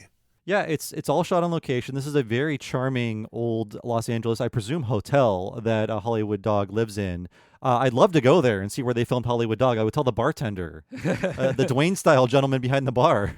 If you could find the oldest person who worked there and be like, hey, did you work here back in 1989 when they filmed Hollywood Dog? And so we see the Bahama Lounge. That's the hotel. There's a banner that reads, Hollywood Dog presents Dave LaRock on the banner. I do want to pause on this because we hear the words Dave LaRock a lot. This is the performer who canceled on Hollywood Dog. Is this name supposed to be funny or signify anything? I'm just confused about Dave LaRock in general. Yeah, I don't. They treat him like he's supposed to be famous. Like in the world of this world, it's like, wow, the Dave LaRock, we got him. But then it also seems like Hollywood Dog is always doing scams. So I would assume like Dave LaRock is nobody, and he's just a guy he found who then his scam fell through, so he has to start a new scam. But it's really hard to tell what Dave LaRock is supposed to be. Yeah, I feel like if you're going to parody the music industry, at least parody a known band in 1989 instead of just wheeling out Dave LaRock, unless that is a reference to something that I'm just not familiar with because I was 7 when this was made. Right. I guess he has to look enough like him, or no one can know who Dave LaRock looks like in order for the story set up to work. I don't know. Yeah, it's very confusing. Well, we see, we don't quite see Hollywood Dog yet. They wait a very long time. We see Hollywood Dog's arm, by the way, because he's schmoozing on the phone. We see the character Dwayne listening at the door. He gets caught by Rhoda, who I assume does the laundry at the hotel. Her role here is very vague, but I assume she's washing towels at the hotel. She also paints. And she lives there. Yeah. She paints stuff on the wall. She also she apparently did the sign we saw in the establishing shot. So yeah, it also feels like she's written to be a single mom that they decided they didn't want to be a single mom. Yeah, well. So she is like an older sister type. Who knows where the parents are? A Hollywood Dog probably saw their end. Well, she has a line later that implies that she has been scammed by Hollywood Dog a number of times before. So he's not a good guy, folks. So yes, Dwayne is at the door. He gets caught by Rhoda. He's got his big ring of keys hanging from the lock. He obviously works there. And through what we can hear through this phone call, it sounds like Dave LaRock is canceling his appearance. And so we meet Dwayne, like I said earlier. He's played by the late Raymond O'Connor. Like Tim Ryan, he almost entirely did these one-off character actor roles on sitcoms. And like Tim Ryan, this could be his big break. I did not spot anything that really stood out to me. Just like a consistent amount of work playing these kind of chubby, sleazy characters. Yeah. Yeah, his number one thing on IMDb I saw was like Park Ranger in The Rock, the Michael Bay film. Yeah, it's but though, you know what, when I looked at all these people, I'm just like, wow, you can get like you can just be a living working actor in Hollywood for decades with like one sitcom or drama appearance on network per like every year or two, and then still just be around and just be working in Hollywood dog style, just sticking around. And Dwayne is trying to sneak into Hollywood Dog's apartment. And this is the first instance in which we get live action cartoony gags, which don't really work because Hollywood Dog's like, "Don't come in, I'm naked." And he slams the door in Dwayne's face. And Dwayne kind of like vibrates back and forth like a cartoon character. But in order to do that, they just speed up the film. And it just looks awkward and bad. We get another thing like that later with the kid tying up Bodine's hands and them adding cartoon sound effects. I know Dwayne is like a Nickelodeon sitcom character, or like he should be in one of the like Snow Buddies or a silly talking dog movie of just like, why you Hollywood dog. I think a sitcom that came out the same year, Parker Lewis Can't Lose, that did do some good cartoony live action stuff. It's not quite working here, and maybe that's the director's fault. Wow, Parker Lewis actually is a Hollywood dog type as well, a real schemer and planner of things. Honestly, yeah, that's actually the next one we're going to do, and I'm kind of stoked to go back and find out whether it holds up at all. I think he's more of a Ferris Bueller type. Well, yeah, technically. Don't tell anyone. So yes, Dwayne cannot break into Hollywood Dog's apartment. He does realize that dogs are naked all the time and they can't be shamed, so he creeps into the bachelor pad. He can't find Hollywood Dog. He's standing in front of this very large Hollywood Dog illustration hanging on the wall. So Hollywood Dog, very vain. He's got this promotional mural of himself up in his apartment where he's like kicking back on the beach. Yeah. And then it establishes that he follows cartoon logic. Like he can squash and stretch. He can be flat and two-dimensional. He is magic. Like he's not just a talking dog. Like he has magic abilities that no one else has. Like it's a real, it's a crazy set of rules for this character. Yeah, and Dwayne leaves because he can't find him. We get our first real Hollywood Dog quip, which is, "What a bonehead." And that's it. That's all. That's it. You hired a Muppet guy to have a dog say, "What a bonehead." That's exactly it. You know, it's just dog puns to do the lame bug, just to rip off Bugs Bunny's "What a maroon" in a much worse way. And Hollywood Dog jumps out the window, falls into a red convertible below. So 2 red convertibles already in the opening 5 minutes. These might be the same car. And he lifts up 2 bras and goes, "Twins!" and then drives off. We know he's cool. He gets laid. He has sex with human women. Let's go to Act 2 of Hollywood Dog. I'm ready. How do you think the cartoon physics interacts with his ability to have sex with humans? Oh, I don't know, but I mean, it can't be not painful for the humans. I mean, yeah. Well, with his squash and stretch abilities, while he seemingly has no genitals, I would assume he can squash and stretch genitals into existence. If not, there's many toys and other apparatuses he can use to his advantage. Well, all I'm going to say is I think he can literally turn it into a rocket ship. Yeah. Yes, that's true. And yeah. When he says the twins, do you think he means the literal twins who are staying there? I think so. I think those are the twins he's mentioning.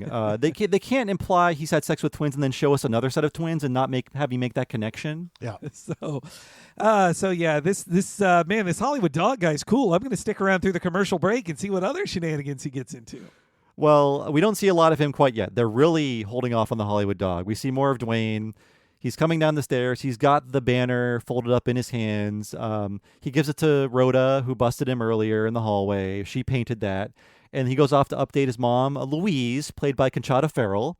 And you have seen her in a billion things. The second you see this woman, you will say, "I've seen her. She always plays this kind of role." And I like to think of her as a chicken fried Edie McClurg character. Yeah. So yeah. That she's like Edie McClurg is the friendlier version of this character type. Usually a clerk. And usually, she's usually in some sort of behind the desk role, and she definitely seemed to have a good sense of humor, to have jokes usually written about her body and also dress sense as well. That's basically when we covered Teen Angel with you, Drew, on Talking Simpsons.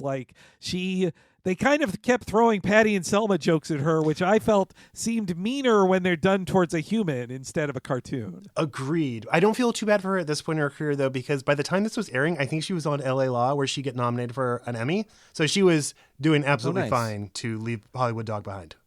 She has a distinctive laugh, and she gets to do it in this sitcom at the end. And by the way, she is fantastic as Helen, one of the neighbors in Edward Scissorhands, which also came out this year. So it was a good summer for Conchata Ferrell. And I think she was known to most people because she was on a lot of 2.5 Men later in her career, 211 episodes as a major character. Yes. Oh, yeah. That made her die rich, I'd say, with a lot of... I hope her family is getting a lot of... she's in more episodes of that show than... Charlie Sheen. Than Charlie Sheen is. Yeah, yes. for sure. Yeah. So we find out here that because Dave LaRock canceled on Hollywood Dog is not going to be able to make his rent again. The third time, I believe. Dwayne is the enemy of Hollywood Dog. He's really fixated on getting this guy evicted. And we meet, I believe his name is Tyler. He is the random kid who enters the hotel. He loves Hollywood Dog. He is like the children of America in a fantasy world. They want to be his friend. They want to learn rope tricks.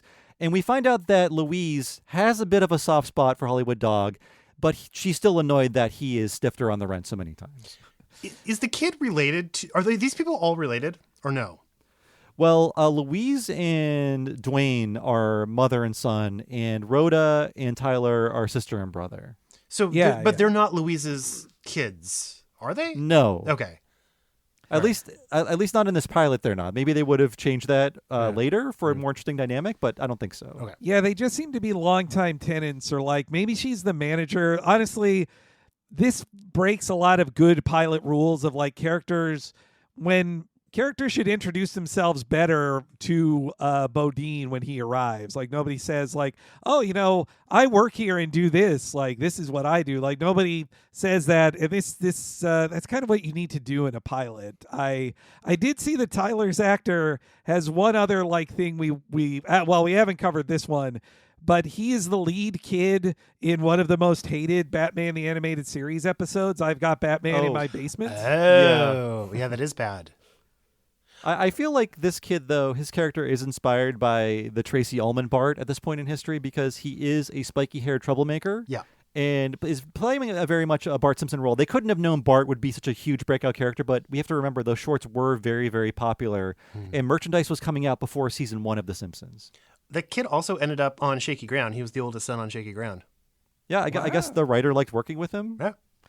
It seemed like Fox maybe had an overall deal with Fox, or the Fox exec was like, I really still like that kid, even though I see nothing special about this kid. That I've Got Batman in My Basement is one that Bruce Timm had said publicly, this one sucked. This script sucked. We barely could finish it. It's not what we want Batman to be. And I hate that Tyler kid. What was his problem?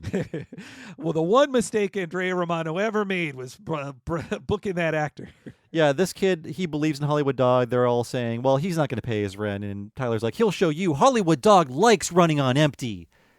Such a tortured line.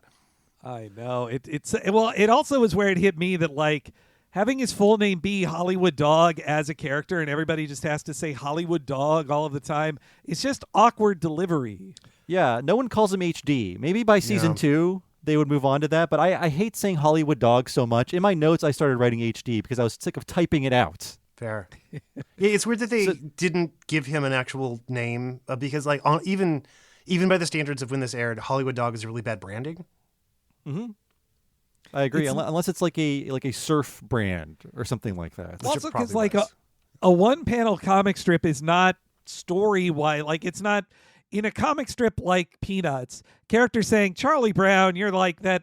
Saying the names out loud feels natural. But in a one-panel strip, nobody says to well, Hollywood Dog, what are you gonna you don't need that. You can't have that set up in a one-panel strip. Usually the narrator in Hollywood Dog comics, and I read a bunch of them, it's well, here's how Hollywood Dog will handle this situation. It's usually him being sassy, or he's sexually harassing someone, or firing a gun.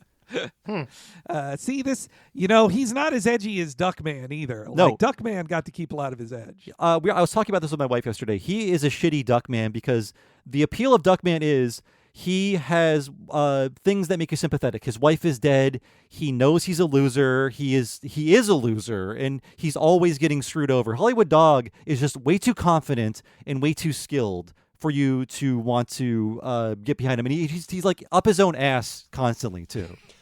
Bob, I need to tell you that you discussing Duckman with your wife over beers is basically how I picture like your life in Canada. Canadian beers. It's true. Yeah, just someone next to you be like, oh, they're talking about Duckman again. We're going to get that new podcast miniseries off the ground. It's going to happen.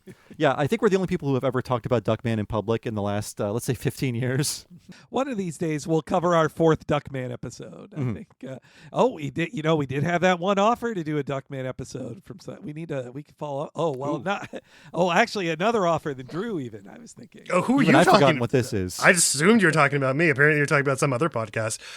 Yeah, actually, I finished Open House, so now Duckman is next on my list to power through and find the gay episode, so we can finally do like a double crossover.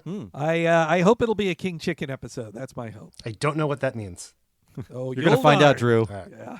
Let's not get too excited talking about Duckman. Back to Hollywood Dog. So Tyler has the line, well, he likes running on empty, and that's when we cut to Hollywood Dog's fuel gauge. He's literally running on empty. And finally, in our first real Hollywood Dog clip, we will see the fabled meeting of Hollywood Dog and Frank Bodine. Dave LaRock. I throw him a bone. He treats me like a dog. And who is Dave LaRock? He could be anybody. Wait a minute. He could be that guy. Booyah!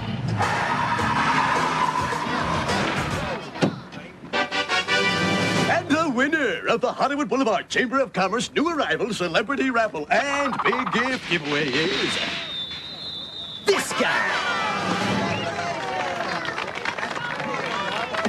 I'll get this. Hey, that's my guitar! Hey, what do you got in your rock collection? Whoa. Let's get the door for you. Who are you? Hollywood Dog. What? Have I got a piece of kibble stuck in my teeth? Oh, sorry. It's just I never met anybody so Animated. Got a name, kid? Bodine, Frank. Whoa, your parents had a sense of humor. So, Bodine, what brings you to Hollywood? Well, I came here to write some songs, make some music, be someone. Some chick dumped you. For a rich guy in a Corvette. Dames. Yeah, dames. So I'll say at least Poochie had an entire rap he would do when you met him. This guy just goes, I'm Hollywood Dog. And that's it. I guess it speaks for itself. Oh God, that cowabunga! But yeah, there was Duffman. We got to hear Duffman for just a second there in that clip. Also, I love all of the background artists who have to go like, "Ooh, yay! Whoa, how funny!" Everybody, wherever he goes, they love Hollywood Dog. He does not need to book acts for this hotel. He can just be the only cartoon character that exists in the real world and make billions off of that. How is he 3 months behind on rent, this guy? Like, he's the only living cartoon. And yes, I suppose it could be just the joke is, yeah, I'm animated. Anyway, it's like, that's the joke, but it drives me crazy. I want a little more explanation than in that. like a realized version of this world, like people would be questioning like the nature of religion and philosophy, being like, what does it mean for human existence now that we have a cartoon dog living amongst us? What does this mean for the soul? Does he have a soul? Will he go to heaven or will he go to hell? These are all unrealized in this pilot, unfortunately. That animated quip just makes me think it's Hollywood Dog saying, isn't this premise totally cool? Yeah. That just feels like he's selling the show to you still. Like you've never seen this before, right? Pretty cool, huh? Cowabunga. Yeah, this, a much better version of this. The film Ted explains this much better. Yeah, actually, honestly. Ted has lore, damn it, as far as I know.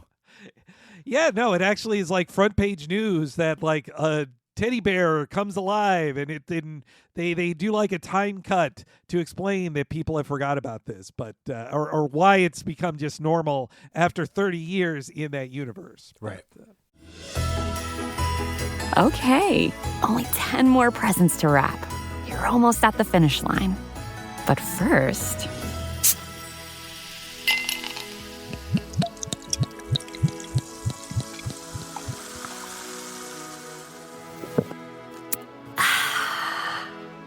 There, the last one. Enjoy a Coca-Cola for a pause that refreshes. So I'm going to start a lot of sentences with "to be fair" in this podcast. And to be fair, Hollywood Dog is interacting a lot with live-action objects and people, which is something these kind of productions often avoid. Like Henry and I just covered Looney Tunes Back in Action for What a Cartoon Movie. Even in a feature film, we noticed that they are rarely touching real objects. It's always CGI objects. The live-action actors are rarely touching the cartoons. Here, Hollywood Dog is lifting up guitar cases and luggage. Doors are opening. Plants are spinning around. They put some attention to detail into this aspect of the character. Even in Space Jam, they held back on that as much as they could. That's why most of the movie is Michael Jordan in a giant green screen room with cartoons drawn all around him and nothing real. It is too bad that they put so much time and effort into making all this stuff look good, because we had just seen a better version of it in Roger Rabbit. And Yes. it's a lot less impressive. If Roger Rabbit hadn't come out, this wouldn't exist, but also these scenes would look a lot better. What this needs is like a comedy polish more than anything else. I mean, it makes me sad. I mean, to be fair, I like the effects, but also it makes me sad that people work this hard to bring this very dull script to life. This uninspired, underwritten script. Yeah. Yeah. Hollywood Dog also, that he feels like proto Squiggle Vision to me. Like he's always, I think that's their way of getting around, like Roger Rabbit's animated on the ones, as are a lot of the stuff in like Looney Tunes. Back in Action, I'm not going to say it's all on the ones, but it is highly animated, more than just on every 2 frames like in regular animation. And I think their way around that is that he's constantly like kind of squiggling, or like he's like shuddering a little bit as a character. Yeah, it also was a popular animation style for these kind of characters. I think Drew mentioned Fido Dido earlier. Also, the early iteration of Doug had this kind of like wiggly line, and Beavis and Butthead, that was out of like necessity because it was such a cheaply made show, but it still had the wiggling lines as the characters moved. And so Hollywood Dog and Bo Dean take off in the convertible, and we see how connected Hollywood Dog is because he stops his car briefly to sexually harass Shannon Tweed. Yeah, that's.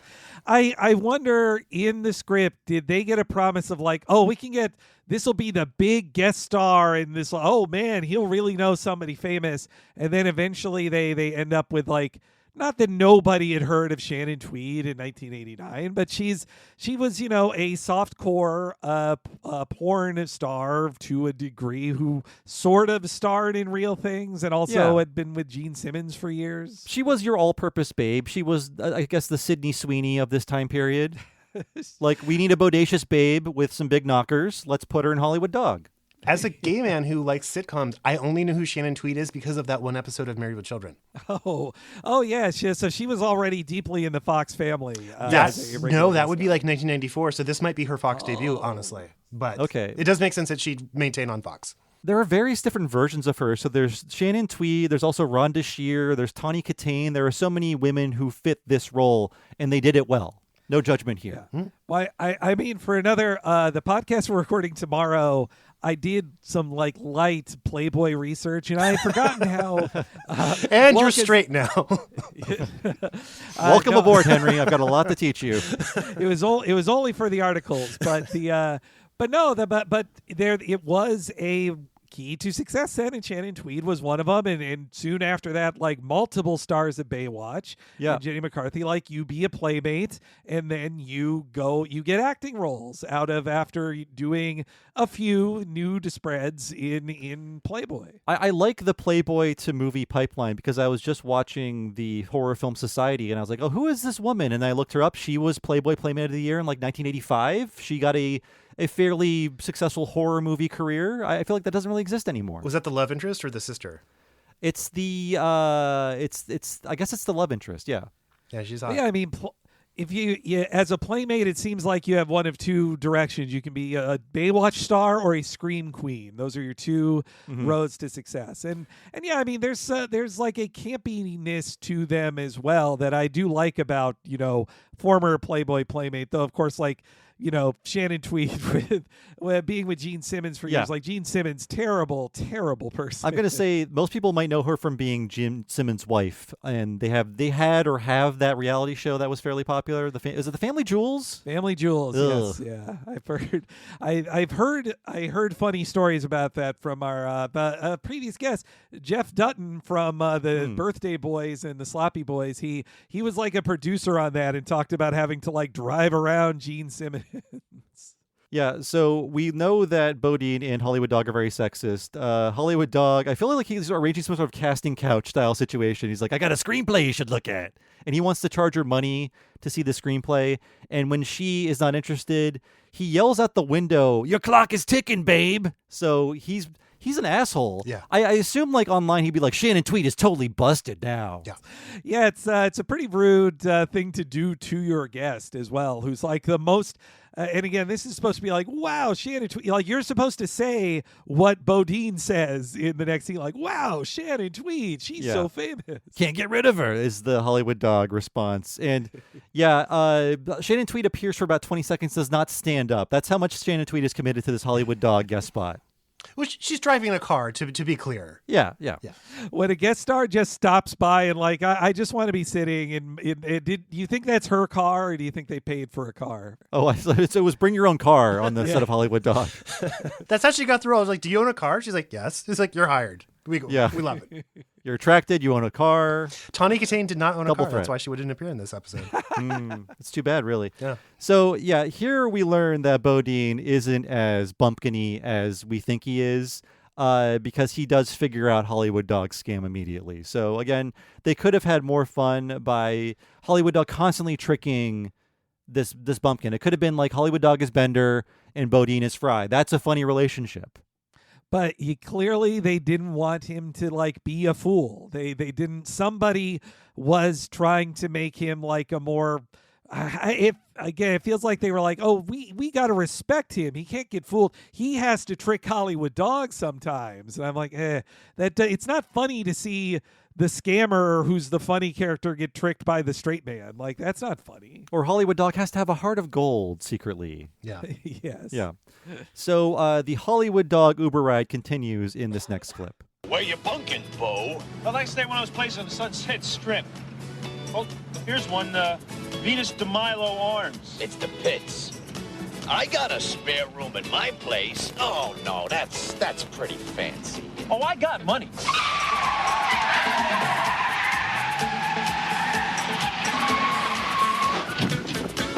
We're home. Welcome to the Bahama Lounge Hotel. That's my buddy Maurice on the skins.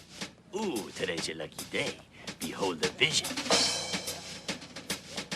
Make that double vision. That? Scoping me out. At least he's looking right at me. Oh, nice earrings. When do I get them back? These are not your earrings. I bought the fuchsia earring. Right, like you can even spell fuchsia. He was definitely looking at me. Hey! Hollywood Dog! Yeah. Can we have a little chat? I gotta go schmooze the owner. I'll be right back. Yes, so we meet Maurice. He might have been in the lobby earlier, but he just exists to play drum riffs while dialogue happens. That is a funny idea. They don't know what to do with it. Yeah. It's they need more of this kind of weird comedy in here. This feels like the. Who knows who in the credited writers wrote what, but this feels like the kind of thing that the British guy who wrote for Muppets came up with. Like this feels more like a Monty Python style joke, murdered by bad production who don't get it and water down and worsen a joke through producing it. As opposed to the Venus de Milo joke, which just couldn't really go anywhere because it's terrible. Yeah, this show really needed a laugh track, and I'm surprised they didn't add one to it. Yeah, actually. Maybe, with the timing in it, there's no way they could change the timing for a laugh track in it. Like, because they're so locked in by Hollywood. And again, when Farrell yells at him like, "Hey, Hollywood Dog," like It's just so unnatural. Just say, "Hey, you." Hey, You can dog. hear the little trademark in his name, the little trademark symbol when she Yes. screams that at him. And yeah, like in Roger Rabbit, Hollywood Dog has a very Roger Rabbit, Eddie Valiant relationship with this character, although she likes him more, but they're doing the same kind of acting where they're like getting each other's faces a lot. We see that later with Hollywood Dog, I believe, and Bo Dean when they're having an argument. So they're clearly inspired by what's going on in that film. I think Pharrell is the best at acting off of nothing in this. Though you can tell in one of the shots when they're like face to face, something is squishing her nose down. Like there's something just being erased in the shot that's squishing her nose down to make it work for them being face to face. I think she's probably the best actor of the entire group. Like, if anyone could handle this, it would be her. Yeah, it's the reason why she works so damn much. Sorry, Drew. By the way, I asked Blue Sky, and Blue Sky has told me that the building that they're at is 4013 Sunset Boulevard. It's actually very close to like Sunset. It's on Sunset, like not too far from where I live. So it'd be like Silver Lake area. And apparently it's an apartment building, not a long stay hotel / nightclub as we see in this pilot. Drew, you need to go there, pretend you live there, and take a lot of pictures. Okay. Yes, please. That's Drew. your new assignment. I want to see this. So there's some back and forth between Louise and Hollywood Dog where he's laying it on very thick, talking about her new dress. This is another joke that feels like it should be something more where he's complimenting her dress and she's like, this is the same dress I wear every day. That's weird. That is weird. But it just kind of sits there and he moves on like, oh, you must have washed it or something. Yeah. I can see myself in it. Like they planned, I'll give them credit too. They planned out multiple visual gags that they then like filmed with real stuff around her that affects her with natural lighting and then are things he does. Like they actually, as far as planning the production goes, it's also Azaria sounds like he is in the room with him. Like his voice has the room tone of them in there. Yeah, I wonder if it's like Roger Rabbit and Hank Azaria is on the set doing his lines. He's not with the actors, but they can hear what he's saying, and they might use that take, or they might use a take later with ADR. That would make sense because I did notice, like Henry is correct. He frequently does sound natural in a way that voiceover stuff doesn't always when it's being matched up with live action. And this is when Hollywood Dog passes off Bodine Frank. I wrote down Frank Bodine on accident a few times, as Dave LaRock, and he says, you don't ask for an autograph because apparently his fiancée committed family annihilation and she checked herself into the loony bin, so he's going through a tough time. It's quite a story, and it was in the coping section of People magazine, not the coping section. Like, so I mean, they're setting up that the Pharrell's character is a very she believes a lot of stuff. She's a very trusting, foolish person. Yeah, the idea of there being a coping section in People is funny. That might be one of the top tier jokes in Hollywood Dog so far. I think that is actually, I say this as someone who used to work for People magazine. I think that is actually a thing. If it's not coping, there is like another version of that where it's basically celebrity blotter, where all of the stuff is like, well, this bad shit happened. And they just would like list it all here where like person ailing, legal troubles, all that kind of stuff. That is, but I also agree. It is a funny joke to call attention to the fact that like, not the coping section. And there's another funny joke that's not executed well in which Hollywood Dog's explaining that Dave LaRock uncanceled because he now needs to pay for shock therapy for his fiancée who burned her entire family to the ground. Yeah, but don't bring it up to him. Like that's it's all he's running a bunch of scams all at once. Like he's a wheeler dealer. Mm-hmm. And this is when I believe Hollywood Dog summons his child friend Tyler to show Bodine the rope trick he taught him. And then he runs his guitar up to his room while Tyler ties him up with these, again, live-action cartoony effects, which is just speeding up the film and playing cartoon sound effects. I don't know why Hollywood Dog is having this child tie up Bodine when Bodine needs to be around for this plan he has later. Yeah, I don't... Like, is he doing something in the apartment before Bodine gets up there? I don't... He's looking at the music that he wrote. That's basically it. Maybe just to delay Frank. I guess, I mean, he's going through his stuff to try to steal whatever he can, probably for drug money. But yes. I assume also, it is a joke. I'll call it an official joke that Hollywood Dog says, like he whistles and like, hey, Tyler, come here. Like he calls him like a dog. Like, so he's, the dog is calling the boy like the dog. That's a joke. You see, I didn't even read that as a joke because it just kind of sits there. Like I said, it's just not really called attention to. They're kind of ashamed of the jokes they're telling here. As they should be. And I guess we find out Rhonda busts Tyler while trying to tie up Bodine here, and it's said that the next step of this rope trick involves honey and fire ants. So Bodine could have possibly had his hands chewed off or something like that. He's not going to be playing for Hollywood Dog later if this rope trick is executed fully. If the child is a psychopath and there's a bunch of bodies buried in the basement, that does make for a much more interesting show. It's just they're barely glancing off that here. But instead, they just play it as like, oh, the annoying kid brother character. It's like, well, so is this woman like, is she like 22 or is she like 31? Like, it's really vague. It's hard to tell based on how people dressed and styled their hair in 1989. Yeah. Her outfits are extremely dowdy, and I can't tell if that is just dated fashion or if that's like a character choice for who this person is. I do. Maybe I was trained by the fashion of the must-see TV era, but I always expect like the lead actress in these things, who's supposed to be like the female love interest, to be dressed a little like sexier than they have her in this. Because they imply there's supposed to be some sort of sexual tension between her and Bodine. Not really properly realized, but we'll talk to that when we get to the taco scene. There's something weird about this kid that they're not really thinking through. So A, he's learning rope tricks from adult men. B, as soon as he introduces Rhonda to Bodine, he says she's single. So he's learning rope tricks, and he also wants to get his sister laid. This is messed up. There needs to be actual parents involved in this child's rearing. But then he doesn't like it later. Yeah. He thinks that they're like moving too fast. Yeah, I don't.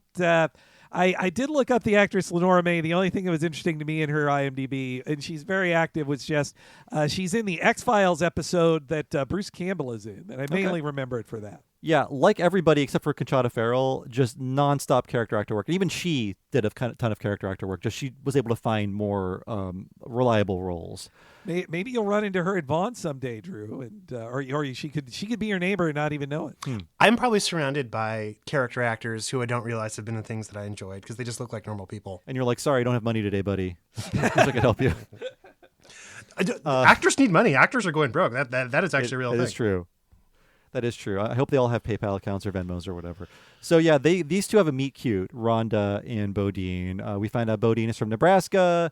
She's awkwardly like stumbling into things as she's leaving. She's got a joke about, I got to help my brother with his homework, dangling participles, haha. And then she vamooses up the stairs. So she's smitten with this southern country fried hunk. I mean, hey, he's tall, he's cute, and when you see him shirtless later, he's got a body like this is he's a good looking guy.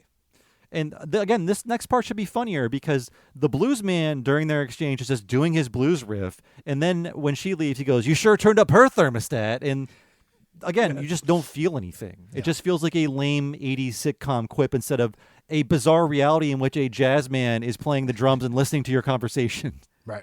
I'm going to say maybe he was written to be also a cartoon and he'd work better if he was that, but they didn't have it in the budget. There's a guess for me on why it doesn't work either. Well, then we cut to Hollywood Dog's apartment as Bodine enters, and the one sheet they do here is that Hollywood Dog is looking at Bodine's songs, but they are actual cartoon drawings. They're not papers that are floating around on a set. So that's the one sheet they do in this that they could have made a little more expensive if they were just filming papers floating in the air and drawing the cartoon around them. I didn't even notice that. My brain just accepted it without even realizing that. It's sort of like how in Roger Rabbit, there's one scene in which Roger has Eddie's gun and it's just a drawn gun instead of a gun that they're filming floating in midair. I assume they were like, this is so hard to do. Can we just get away with one scene where we can draw the damn gun? We've gone so over budget at this point. Please let us just draw the gun here. And he's looking at Bodine's songs, and now we can hear about Hollywood Dog's impressive career via his loo wall in our next clip. It's open. Did you write these songs? Yes, and they're personal. Yeah, excuse me for caring. What is that, firewood? I'm saving up for a new one. Hey, this is Lou Ferrigno as the Hulk. I'm kidding. And that's you. Uh-huh. Hey, that's Lou Rawls. Oh, yeah. Mary Lou Retton. Man. Louis Armstrong. Such move. Lou Diamond Phillips. Uh-huh. St. Louis. Yeah, it's the Lou Wall. You really are a celebrity. Celebrity / promoter, entrepreneur, actor, musician, not to mention impressionist. Impressionist? Can you do Roger Rabbit? Not on this budget. So, you like the place? It's great. I'll take it. Hold it, kid. This is my room. Your room's in there. Nice, huh? I should have known. A guy from out of town, take him for a ride, stick him in a closet. What do you think I am, an idiot? Nice try, dog. But you can't leave. Watch me. But wait, you didn't see the... I did... What? Yikes, whoops, holy cow, oy vey, gadzooks, help. Why me? Stop me anytime. Oh no, it's curtains. Whoa, SOS, 911. Yeesh. That's the end of Act 2. And yes, they spend so long setting up the loo wall. Mm-hmm. It takes so long to come together when I feel like if this was an animated joke on The Simpsons, it would be so much air would be taken out of that joke. Like you only need maybe three celebrities and then St. Louis to be like the one where you realize it's a joke at the very least. Yeah. Well, because I think one of the problems with the pacing of it was set up as like a tracking shot. So the pace is set by how the camera moves over the photos. Right. And they got to show the photos because somebody went to the trouble of getting the rights to those photos and then putting Hollywood Dog in them, because you can tell what they couldn't get was one of Louis Armstrong because they don't show you that one. And ending with the St. Louis Arch, that did make me chuckle slightly, but it's like, boy, if this had been like half as long, it would have at least been snappier. And I really wonder if they were going to have a new wall for every episode of this. He's going to introduce a new wall with people that have similar names. Oh, God. No. It was going to be the running joke of the shit. Like, oh, we got so many running jokes in this show, and it'll be a new wall every week of all the famous people he knows. But, okay, so are these real or did he fake them? Because if they're real and he does know all these things and he's like, oh, you really are a celebrity. It's like, well, then what the fuck is he doing here? Why does he have all these problems? He knows Shannon Tweed. He could potentially know Satchmo and the St. Louis Arch. No. I mean, whereas he's been in Hollywood for decades, like you really are a celebrity. It's like, well, then why haven't you ever heard of him? The only cartoon in the world. Why haven't you heard of him before, Frank Bodine or Bodine Frank? And there are some filmic touches here, like Bodine sees his room. It's the closet. We get an above the closet shot of him walking into it. I'm like, this took time to set up. This is a choice.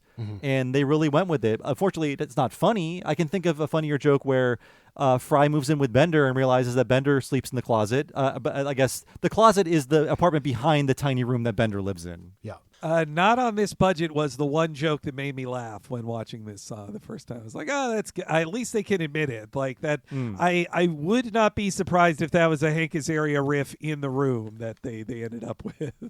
It's a beautiful set. Like, I'll give this much. Whoever designed this is like getting my perfect like late 80s, early 90s aesthetic. There's a lot of like weird pop art on the walls. If you take out all the Hollywood Dog stuff, this would be a really cool space to exist in. We'll only get to see it for a few more minutes, so. And there's some fun animation because his face does transform into different objects and to sell different expressions. And then when he's doing this act out at the end, there are interesting drawings and animations, but it's all to sell the idea that Hollywood Dog is like so tickled with himself. Yes, he acts out like SOS fire. Like he does it so long he goes straight to the commercial break, and when it comes back he's still in the same spot. So seemingly he's been saying one-liners through all of the ads that we're playing. So we're in Act 3, and like Henry said, we cut back to the same scene. Hollywood Dog is rushing out of the apartment to offer Bodine some free rent to sweeten the deal. Bodine, he keeps storming out, walks right into Rhonda. She spills paint cans all over the two of them.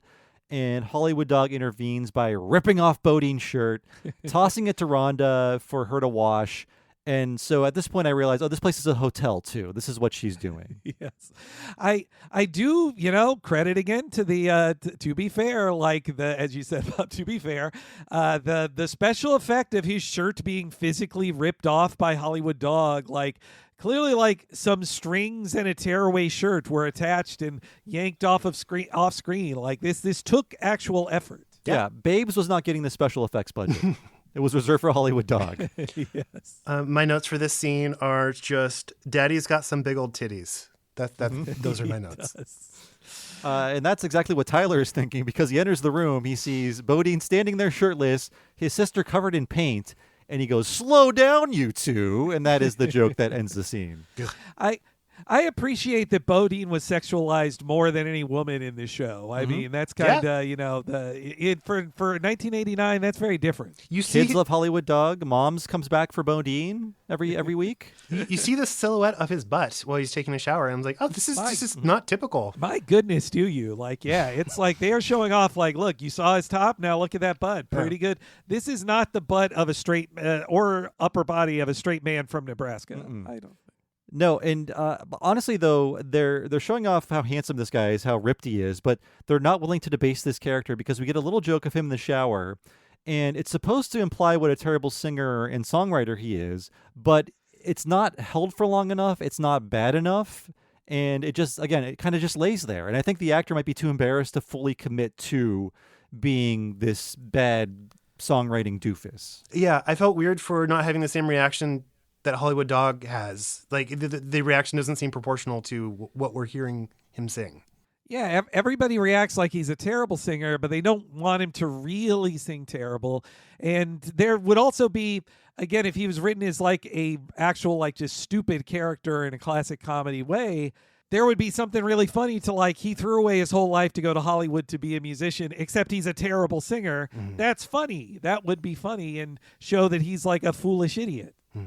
And while he's in the shower, Hollywood Dog wants to borrow some money to get some chow. We have Bodine say something like, oh, sure, there's $5 in my wallet. I wish he would have said, take $5 from my wallet, because when he opens his wallet later, I was thinking, well, you told Hollywood Dog to take the $5 that was in there. What is the issue here? But it turns out he had a lot more than $5 in his wallet. Seemingly like $700 or something. Like in 1989 money to get one guitar out of hock and to buy another guitar and more things, that had to be like $1,000 at least. The light up jacket that says Boss Dog on the back. That was a custom job. Why does a cartoon dog need flea shampoo? Does he get real fleas or also shampoo? Yeah, I mean that's the gag here. Bodine is shampooing his hair. He realizes he's using flea shampoo and he starts screaming. I think like, oh, what's the big deal? It's not like it's made of fleas. Yeah, no, it's not like, so if like lice medication will like burn your scalp if you leave it on too long. Flea medication doesn't do that, I don't think. It's more of like an ew, gross kind of thing. Yeah. And it's just like, if that happened to me, I'd be like, oh, I guess I'll just wash this out of my hair and then put in real shampoo and then move on with my day. Yeah, you're naked in a shower. This is a surprisingly easy thing to solve. So yes, Hollywood Dog has borrowed all of Bodine's money. He doesn't know this yet. He heads down to the bar to get a club soda. We found out Bodine's living straight. He's not drinking. Dwayne immediately starts insulting him, and Bodine tries to pay for the club soda. He sees that his money is missing, and Dwayne pours the club soda back in a giant bottle, which might be a joke. I'm not sure at this point. It is. It's laid out like it's a joke of like, oh, wouldn't you?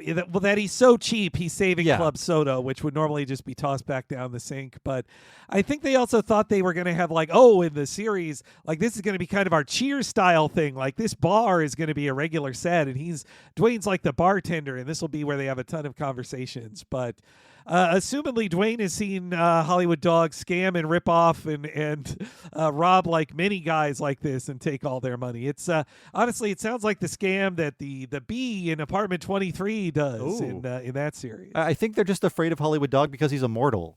Nothing can kill him. That's true. Has Dwayne tried to kill him many times, and it just has cartoon rules on it? I can't die, kid. So yes, this is when Louise steps in, tells Dwayne, her son, take it easy on the rock. His girlfriend's been committed. Okay, only 10 more presents to wrap. You're almost at the finish line.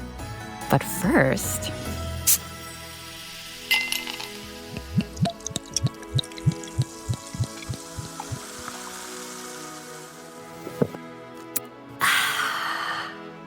There, the last one. Enjoy a Coca-Cola for a pause that refreshes. And this is where it's kind of confusing because Bodine doesn't know about Hollywood Dog's lie. He assumes that Hollywood Dog told the whole hotel that his fiance left him. So there's a different lie about a fiance in play, but Bodine thinks that the truth about his fiance was told to the entire hotel, therefore embarrassing him. Is this correct? Did I read this right? Yeah, because he gets mad about him telling tales about his ex-girlfriend later, but he never hears about the family killing thing. So that's the only explanation, right? I think so, yeah. Well, this is where he learns about People magazine, and that also they think he's Dave LaRock, which I don't think he knew he was thought to be Dave LaRock until just then, I think. It's too confusing for the pilot to a sitcom that's supposed to get you on board. And yes, we see that Dwayne and his mother have a strange relationship because he is very infantilized. And when she finds out that he upset Dave LaRock, so confusing. She says, now what do we do? And in unison they say, we do something nice. So Dwayne offers to make Bodine a sandwich that he will eat most of on the way up to his room. Because he's like a fat, stupid guy. Like Yeah. he's, I think, well, you know what? Now I see another note I'd give this as a bad pilot, which is pilots are about introducing your characters to people. Having one of your characters go by like 5 different names as part of a scam in it makes it very hard to remember the name of somebody. Yeah, he's like blind bonehead Jackson. It's written down in my notes somewhere, terrible. but yeah. And then an unfortunate impression is wheeled out. But yeah, you're right, Henry. They were saying that about Mr. Bergstrom on the Simpsons commentary, where everyone loves that episode, but a big challenge is he is introduced as a different character first. So you have to get that out of the way and then say, okay, who is Mr. Bergstrom now? Yes, yeah, it is a writing challenge. Yeah. So we go to Bodine. He is pounding on Hollywood Dog's door. This is when Rhonda comes out to see what the noise is, and she immediately stops being annoyed when she sees Hunky Bodine. And he explains he's been ripped off by Hollywood Dog, and she replies, "You'll get used to it. I did." So something has happened in the past. I don't like this. No. Leave this woman alone, Hollywood Dog.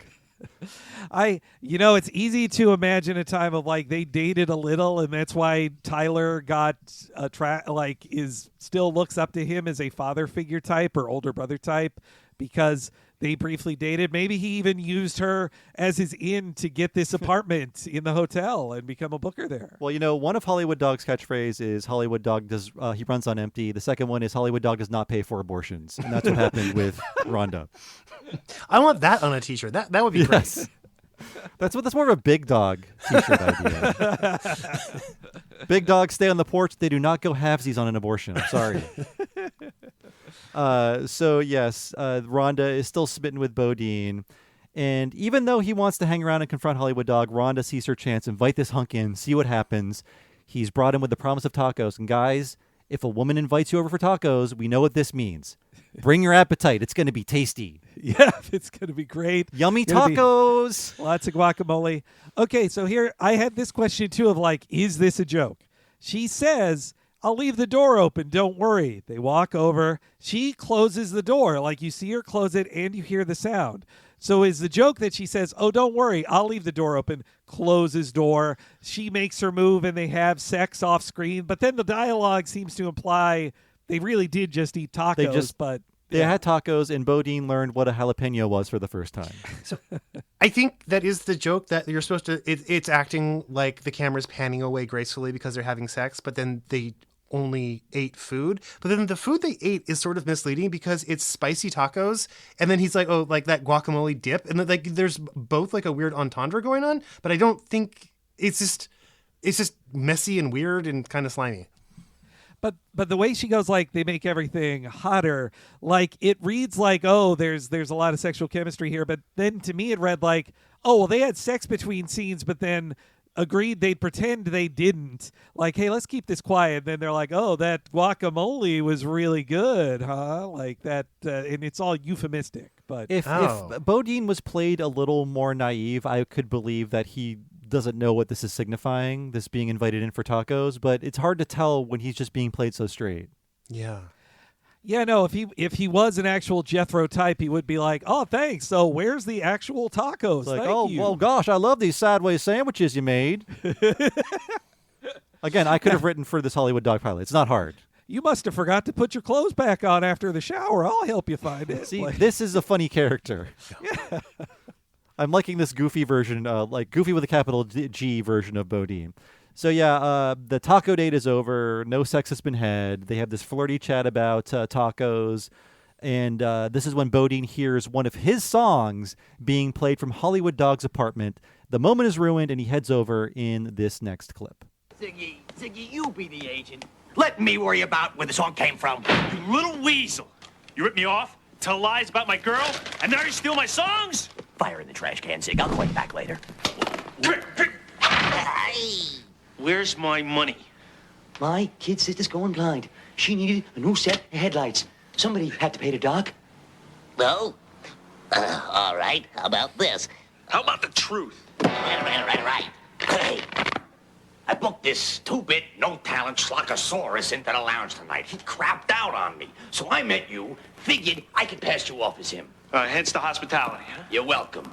Then I heard you singing in the shower. Frankly, I panicked. So I borrowed your money, went down to Shecky's World of Music to get Loretta, that's my guitar, out of hock, in case I gotta back you up. So what do you say, kid? Are we on for tonight? Tonight? The only thing I'm doing is dragging your mangy butt down to Shecky's World of Music and getting my money back. Hey, I gotta take myself for a walk.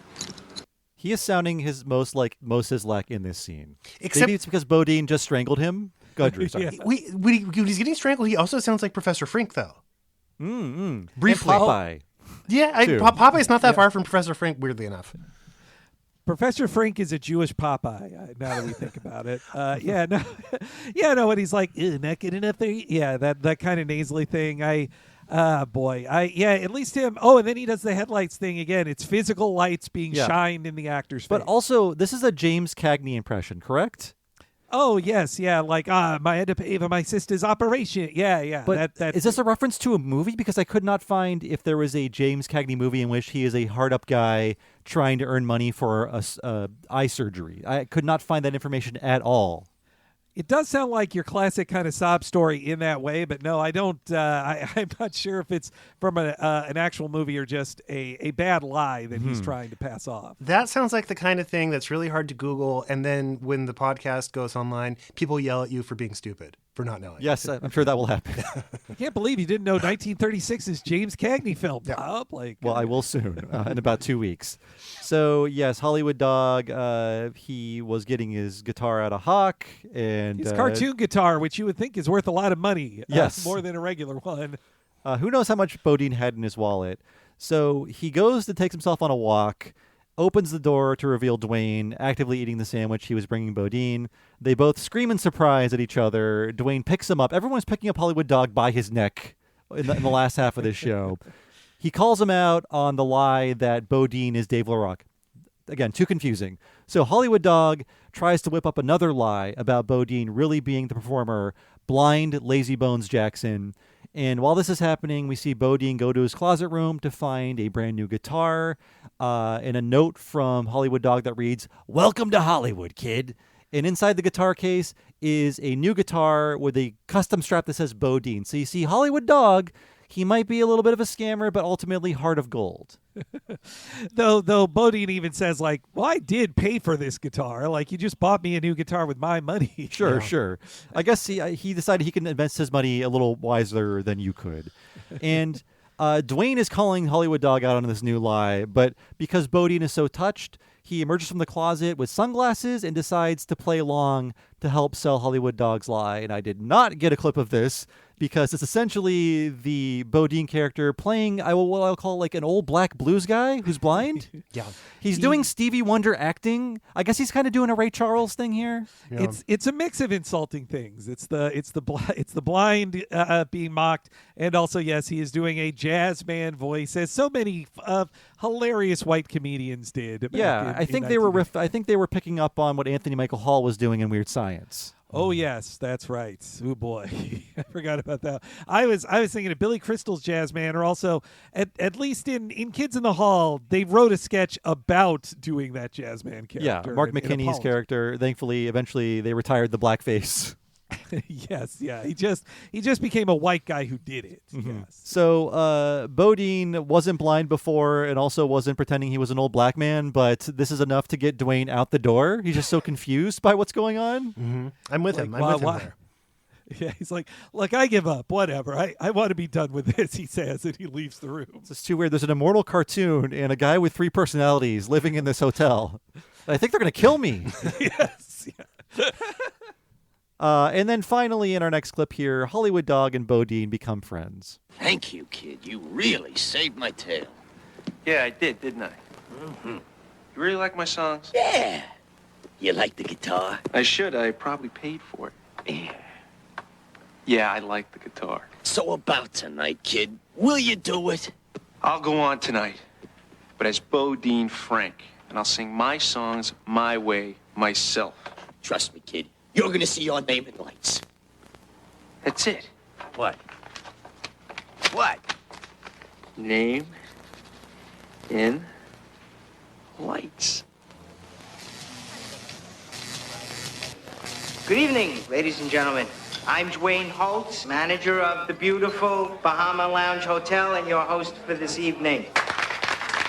And for the first time in Hollywood, the probably not even slightly myopic Bodine Frank? So things kind of rush to an end in this last concert scene. But yes, Hollywood Dog, Bodine become fast friends, and Hollywood Dog inspires what could possibly be a Bodine hit if he could play or sing.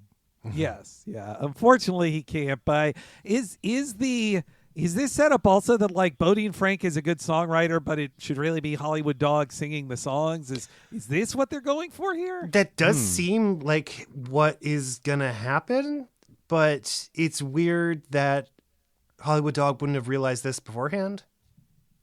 Yeah, I mean, if they made season 1 of Hollywood Dog, there would be an entire Hollywood Dog Sings the Blues style album where we could explore the career of both Hollywood Dog and Bodine together on several songs.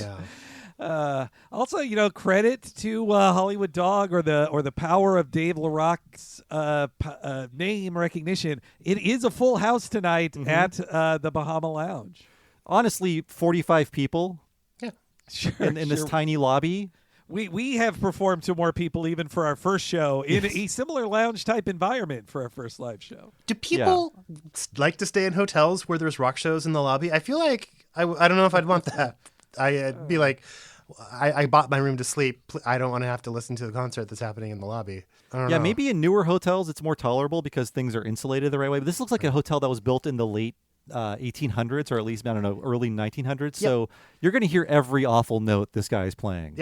But yeah, also like Dwayne is the MC. Dwayne can do a lot of things. He's the bartender. He's the MC. He's the handyman. And by the way, Maurice, I always notice he's there at the end of a scene. He is the guy playing the drums for Bodine's song. So Maurice never stands up or moves. Again, funny idea. There's a guy playing drums at all times in your lobby, but they don't do anything with it. Yeah, I think if here's another pitch. What if he was just a live action puppet the whole time and nobody commented on that too? What if he was just like Rolf the dog, just sitting there? That could be more fun. I don't know. Maybe they could have made more of this. It wouldn't have been that expensive. But we have the intro for Bodine. He comes on stage and we hear that his song sucks. Let's hear it in our next clip. There's a jukebox playing some old country song. Singers singing something about being real long gone.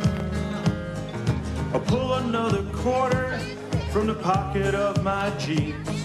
Incredible talent. Excuse me. Drift into a dream. Gonna see my name in Seems like a seal. My name in lights. Shining bright in the Hollywood night. Dwayne, pull the plug. Honestly, this is not what I expect from a performer, but he is not selling this as being bad enough for an entire crowd to turn on him. Right. Yeah, it's not bad enough to be really bad, and everybody's reaction seems outside. It's like, oh, let's pull the plug on him. It's like now nobody would pay to hear this. Like this is like open mic night stuff, but. Yeah, it's just so, and you get to see the reaction on the agents' faces, which also shows Hollywood Dog wasn't lying about that agents were coming. Yeah. One of those guys must be from Arsenio, like he said. One of these guys is Hank Azaria. Yeah. Yes. Credit to Azaria for also being able to be like, can I just get on screen in this too? I need something for like my reel. I'll be the most Jewish guy you've ever seen in your life. I'm not positive we're going to have a second episode of this, so I want to be in the first episode, if that's cool. Yeah. But yes, everyone is disgusted by this. The executives, their mouths are hanging open in shock. The people are barking like dogs. This is when Louise grabs Hollywood Dog. He starts sweating. He escapes, and she's only holding his shirt. And for some reason, there are flies buzzing around it. This feels like an odd joke, and I'm not sure why his shirt is suddenly ridden with flies. I guess it's a stinky shirt all of a sudden. I mean, it's his only shirt. but it's a cartoon shirt, so again, it's like I question again, just like I question a cartoon guitar. I would think a cartoon shirt is one of the very few in the world and would be worth quite a lot. And what happens next is something that, honestly, it's one of the most lame ideas in existence, but they're selling it as something cool. It is the little bit country, a little bit rock and roll, where it's like, oh, what's this? An electric guitar is joining the country song? We're losing our goddamn minds. Because this is when Hollywood Dog appears on the landing above. He's wearing a leather jacket. He's shredding on his electric guitar. And this is a very Poochie appearance because, I mean, he's always wearing sunglasses, but everybody is cheering their hearts out. There's like a spotlight behind him. The animation is very good, by the way. Yeah. They're doing a lot in this final scene, but he is like way over the top in your face. It's like it became a juice box commercial all of a sudden. Like it's like, Yes. oh, this boring juice mix. I hate it. Well, Capri Sun's here. We've got new wild cherry. I'm Hollywood Dog. He's better off selling a juice box than a sitcom. Yeah, honestly, he should have been used for juice boxes, fruit snacks, some kind of spreadable pudding. I don't know. Hollywood Dog has many uses. Being on TV is not one of them. When he jumps into here playing his guitar and everybody loves it, I'm like, why is Hollywood Dog not performing here every night? Yes. Hollywood Dog, why is he booking people? Why? This makes no sense. Right. Maybe the direction the show is going to take, if it got picked up for a full season, is that Bodines actually is a good singer, and Hollywood Dog teaches him some of his showbiz talent, and over the course of the first season, he sucks less. I just don't know what that arc's going to be. It's such a weird arc. It's like we can't be stuck listening to this guy be a bad singer for an entire series because that's not entertaining and it's kind of annoying, right? Yeah, I really have to see the Hollywood Dog story Bible to know where this is going. Future characters will meet, arcs perhaps we'll experience. I just can't believe that it's like Hollywood Dog comes in and starts singing with him. Everybody loves him, and he's a great performer, and he rules the stage. And it's like, why are you booking bad musicians to perform here when you're a good performer and would just be paid to perform here? I mean, he's like, oh, I'm a talent agent. But it's like he also has his own agent when it's like, but you're the agent. You booked people. You don't have an agent. Again, I don't know what the show is about, but to be fair, when he appears, it's great animation, and they're doing a lot of interaction with Hollywood Dog and live action elements. So he's running down the banister of this main staircase of the lobby.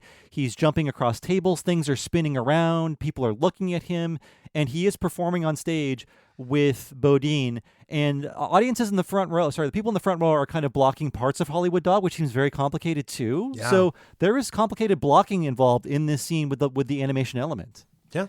Yeah, no, it really pays off for like the big special effects bonanza at the end. Like they saved their money and spent it well. Like yeah. So in our next clip here, let's hear the rock version of My Name in Lights.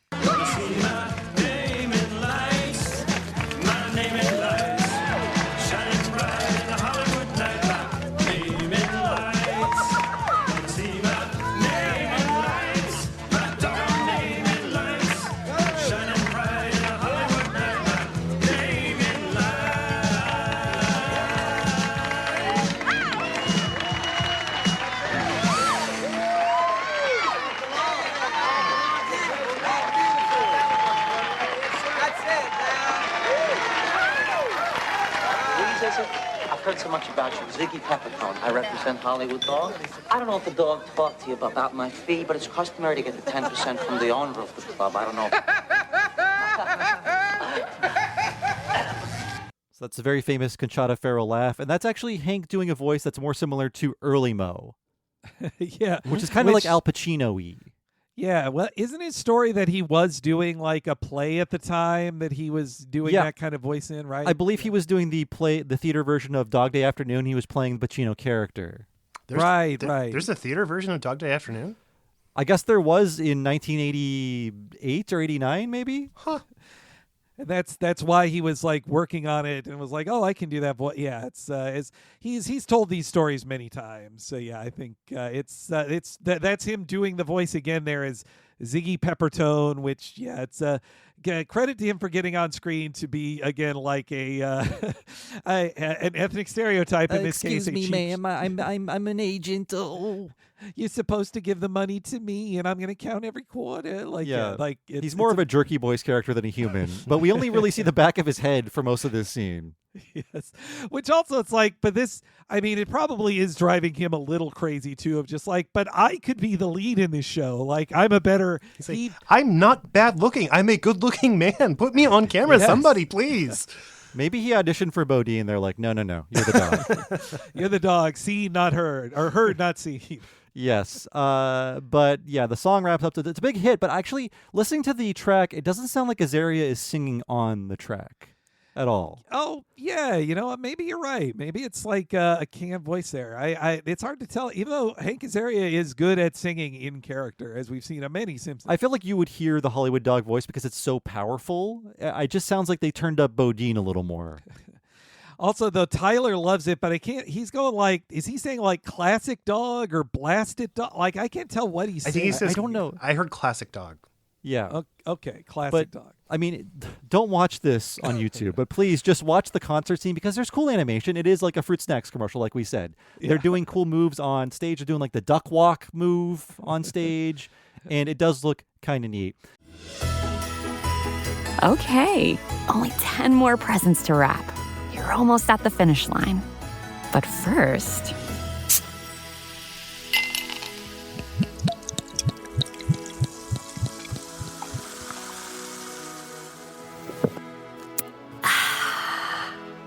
There, the last one.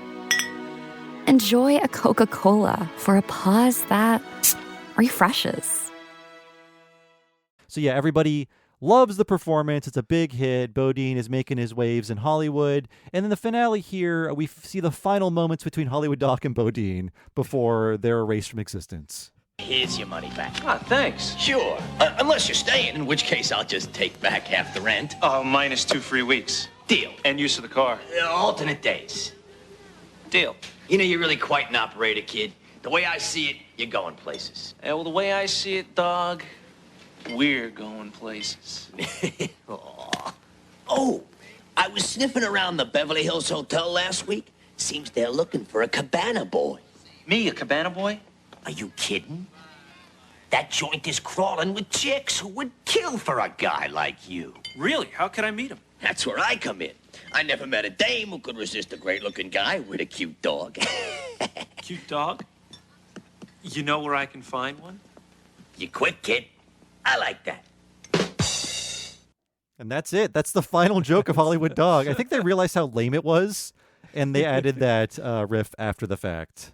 I would assume Maurice did it just off screen in the shot. I mean, my punch up for a lot of this involving Maurice is we keep cutting away to Maurice. He can sense when jokes are happening in the hotel, and he's just in the lobby just constantly playing rim shots, and nobody knows why.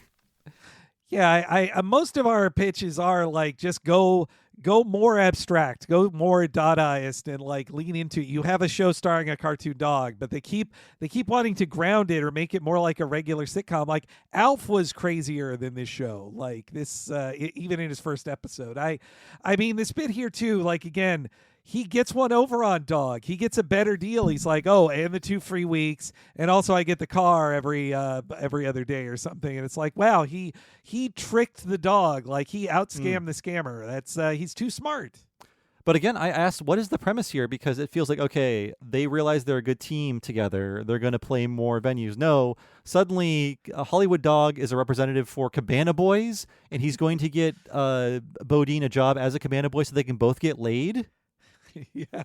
I guess there is a version of this show where they're using Hollywood as a playground, and like every week could be them going on another adventure together and interacting with some facet of show business.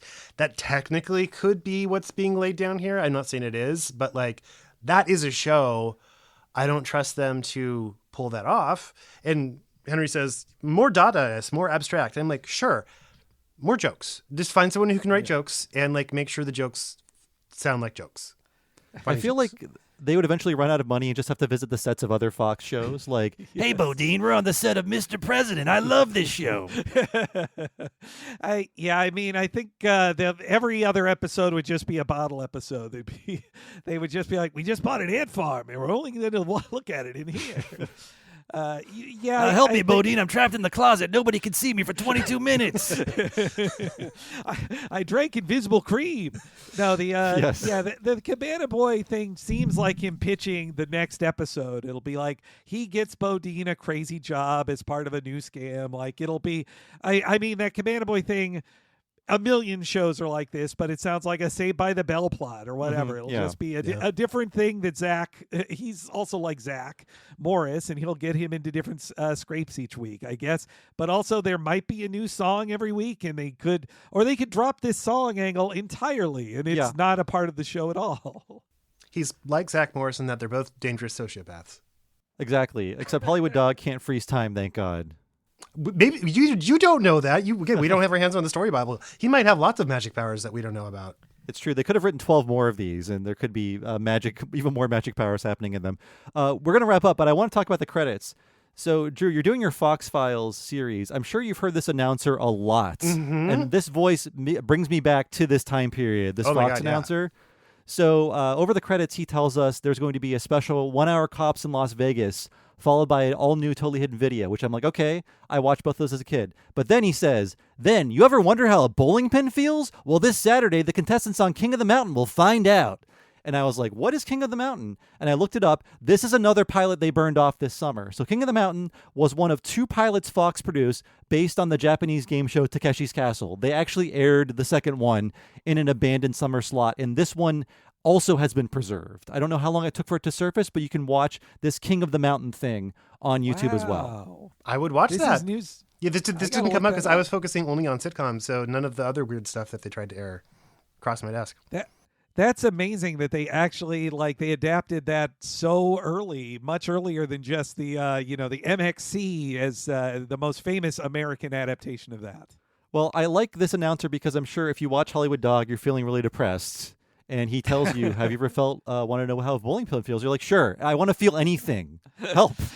See, I'm sure the producers hoped that once this pilot aired in the summer burn-off, just like how Robert Smigel had the same story about how, when the Look Well pilot airs, if it gets good enough ratings, they'll give us a second chance. Like, this is our last chance, and then it obviously got no good ratings, and same deal with this. I'm sure they were hopeful that this would be the same how kids felt after they watched the Simpsons Christmas special of oh my God, I want to watch 13 whole episodes of this adventure of more adventures with Hollywood Dog. Yeah, a good point, Henry. Imagine if the Simpsons aired the Christmas special and then nothing, and then it took 26 years for that to come back online. Yes, that nobody ever found it again. But they actually, this shows you how many ways The Simpsons could have failed. This is just another great example of it in Hollywood Dog. Except Hollywood Dog gets it wanted to be Roger Rabbit, and then it comes out after The Simpsons and can't be The Simpsons either. So I bounced the idea off Glenn, who could not join this because he's writing for actual TV rather than just talking about it this week. But I asked if there was any realistic possibility that them airing this might have resulted in Hollywood Dog getting a second chance. And he's like, yeah, there's always a chance that something pulls decent Nielsen ratings. The network could be like, oh, people actually like this. Okay, we're going to put it back into process. But this probably would have taken so long to make because the animation pipeline is so much longer than live action that everyone probably would have moved on to something else. And he says that there is a realistic option where airing something that is never going to move on again is just a cheaper option because it actually might be cheaper to run a failed pilot or busted pilot, as the term is, and get advertisers agreeing to air their commercials during the ad breaks for the novelty of hey, it's something that's never run before and might get randomly good ratings, and they could get some ad money, ended up making more money than they would rerunning Married with Children, which they have to pay more to rerun even. Does that make sense? Oh. Yeah. Actually, I have the ratings here for Hollywood Dog. It pulled in a 2.9 share, which is incredible today. Not good in 1990 for a network sitcom. It was it got its head stomped in by an episode of Dear John, which was in the competing slot, but also competing against Hollywood Dog at 9:30. We had the back half of Jake and the Fat Man, and I believe Richard Lewis and Jamie Lee Curtis sitcom Anything But Love. Did Hollywood Dog get better ratings than Malloy, which aired at the 9 o'clock slot? Yes. So maybe there were some Malloy fans who stuck around, or people who came back after Malloy was over. See, that's surprising because Malloy's the one that ended up airing another episode the following week. I don't think they ended up airing all the episodes they produced, honestly, but Malloy technically did better with worse ratings, which seems confusing. Also, this does remind me of the fact that they complained about this on Simpsons commentaries about late season 2 as well, that the Fox programming liked airing new things in the summer, like new sitcoms. They were like, oh, we can be kings of the summer. Like they burned off Simpsons episodes in like August sometimes way back when. It was a cheat because you'd naturally get better TV ratings if there's nothing else on, but it's not a good indicator of how many people actually like your show. Yeah, Blood Feud and I think Brother Can You Spare Two Dimes were August or July episodes, something weird like that. And then Fox also started 90210 in the summer for at least 1 year.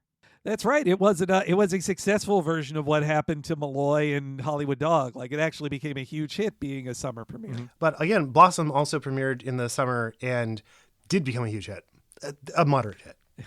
Yeah. You know, the last compliment I'll give to Hollywood Dog for its production is that, because I was just seeing multiple headlines about how like the film and TV industry is abandoning LA and they want to film everywhere else and all these things. Like I watched the show, it's like, wow, they really filmed around LA and gave people in Los Angeles jobs, and how rare that is now, apparently. Now Hollywood Dog would be filmed in New Zealand and starring no one American.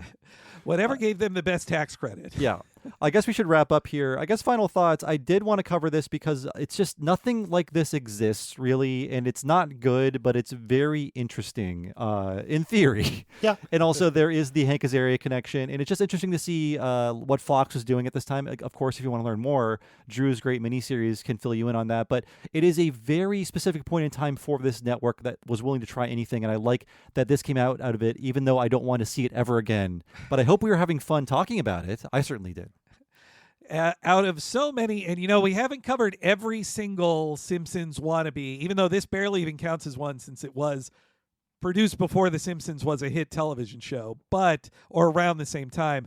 But it is funny that there would be, it's possible Hank Azaria would never have been on The Simpsons if he didn't do Hollywood Dog. So it's an important part of the history for us to cover too. And I mean, you can learn a lot about what not to do in a pilot and in a comedy by watching this. I would say it's a good Donnie don't. Yeah.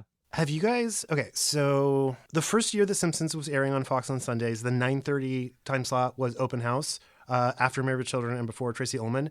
And because we did that episode, I was looking at what the creator-producers did after that. And one of them worked on a show called The Lionhearts, which was an animated show in the 90s. Does this ring a bell with either of you? No, I'm just thinking of Father of the Pride. Before Father of the Pride. This is weird how it wouldn't have come up. I guess it wasn't a very big hit. But MGM commissioned an animated sitcom about Leon Lionheart, who's the name of the MGM lion, and it's about his life in Hollywood. He is a relatively minor celebrity. He has a wife and 2 kids who are both lions, and they live in Hollywood and have exciting Hollywood adventures. It was apparently syndicated first, so no network actually wanted it, but it did exist out there, and there's a potential that someone somewhere might have seen this weird show. But it seems like even later into the 90s twist on trying to recreate The Simpsons, and again forcing it to be about talking animals with a bent on show business for some reason. It's very strange. Yeah, I'm looking at the cast list here, Drew. I'm seeing the dad is William H. Macy and the mom is Perry Gilpin. That's a really good cast for what I'm describing, right? Mm-hmm. Yeah. I just never even heard of it before. A much better cast than this show. I think so. But yes, thank you so much for joining us, Drew. Please tell everybody out there about Gayest Episode Ever and the Fox Files, which, again, if you want to learn more about this era of Fox, that's where you got to go. I am the co-host of Gayest Episode Ever, which is on all the podcast apps, and both Bob and Henry have been guests previously. We focus on LGBTQ-focused episodes of classic sitcoms, but sometimes we just talk about Small Wonder, even if it never really did a gay episode, because it turns out we like talking about robots.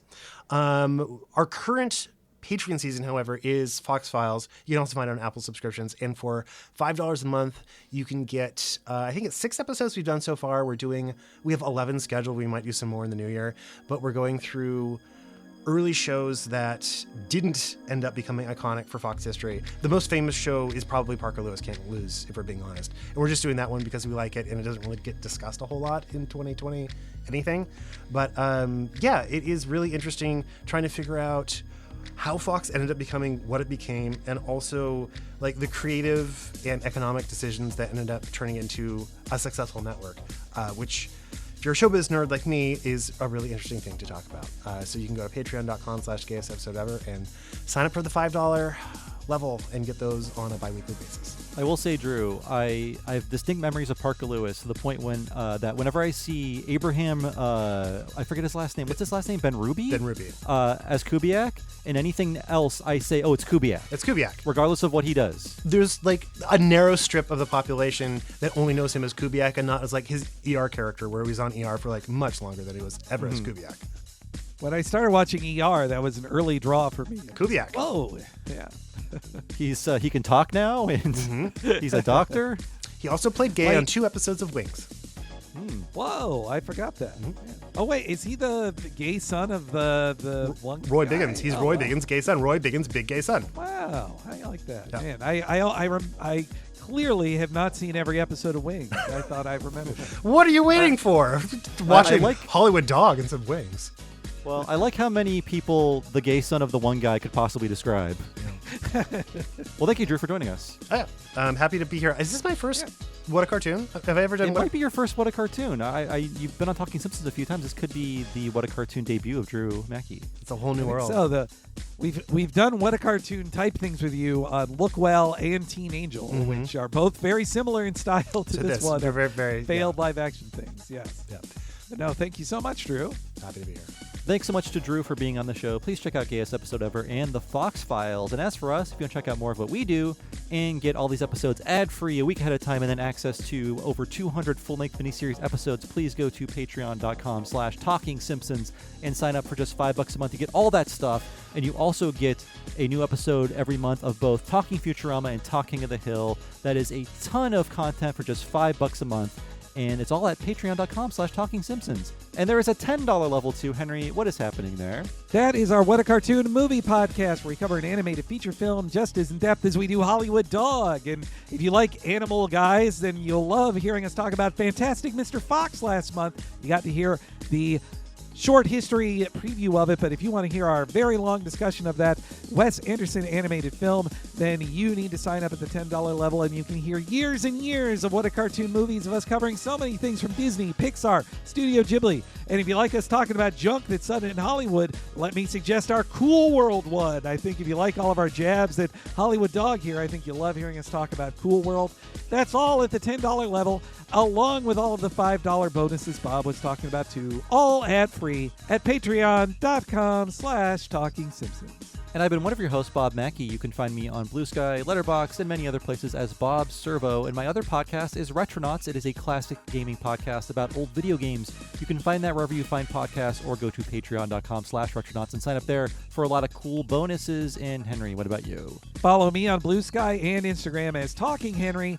And of course, we have the social media account at Talk Simpsons Pod for all of the updates on what we're doing on this podcast, on the Patreon, or any other cool stuff we are doing. You learn about it if you follow at Talk Simpsons Pod on Blue Sky and Instagram. And never forget that all of the episodes we've released for free of Talking Simpsons and What a Cartoon can be found at TalkingSimpsons.com. Thank you so much for listening, folks. We'll see you again next time for an extended free preview of our episode of What a Cartoon Movie, all about Christmas at Pee-wee's Playhouse. And we'll see you then.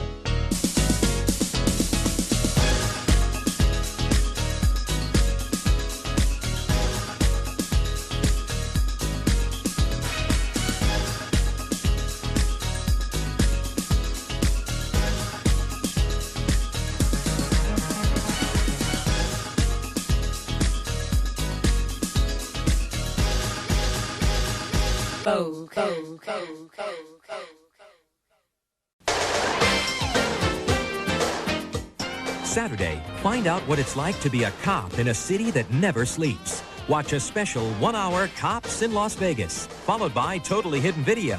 Then, you ever wonder how a bowling pin feels? Well, this Saturday, the contestants on King of the Mountain will find out firsthand. Catch the ultimate game show adventure, King of the Mountain.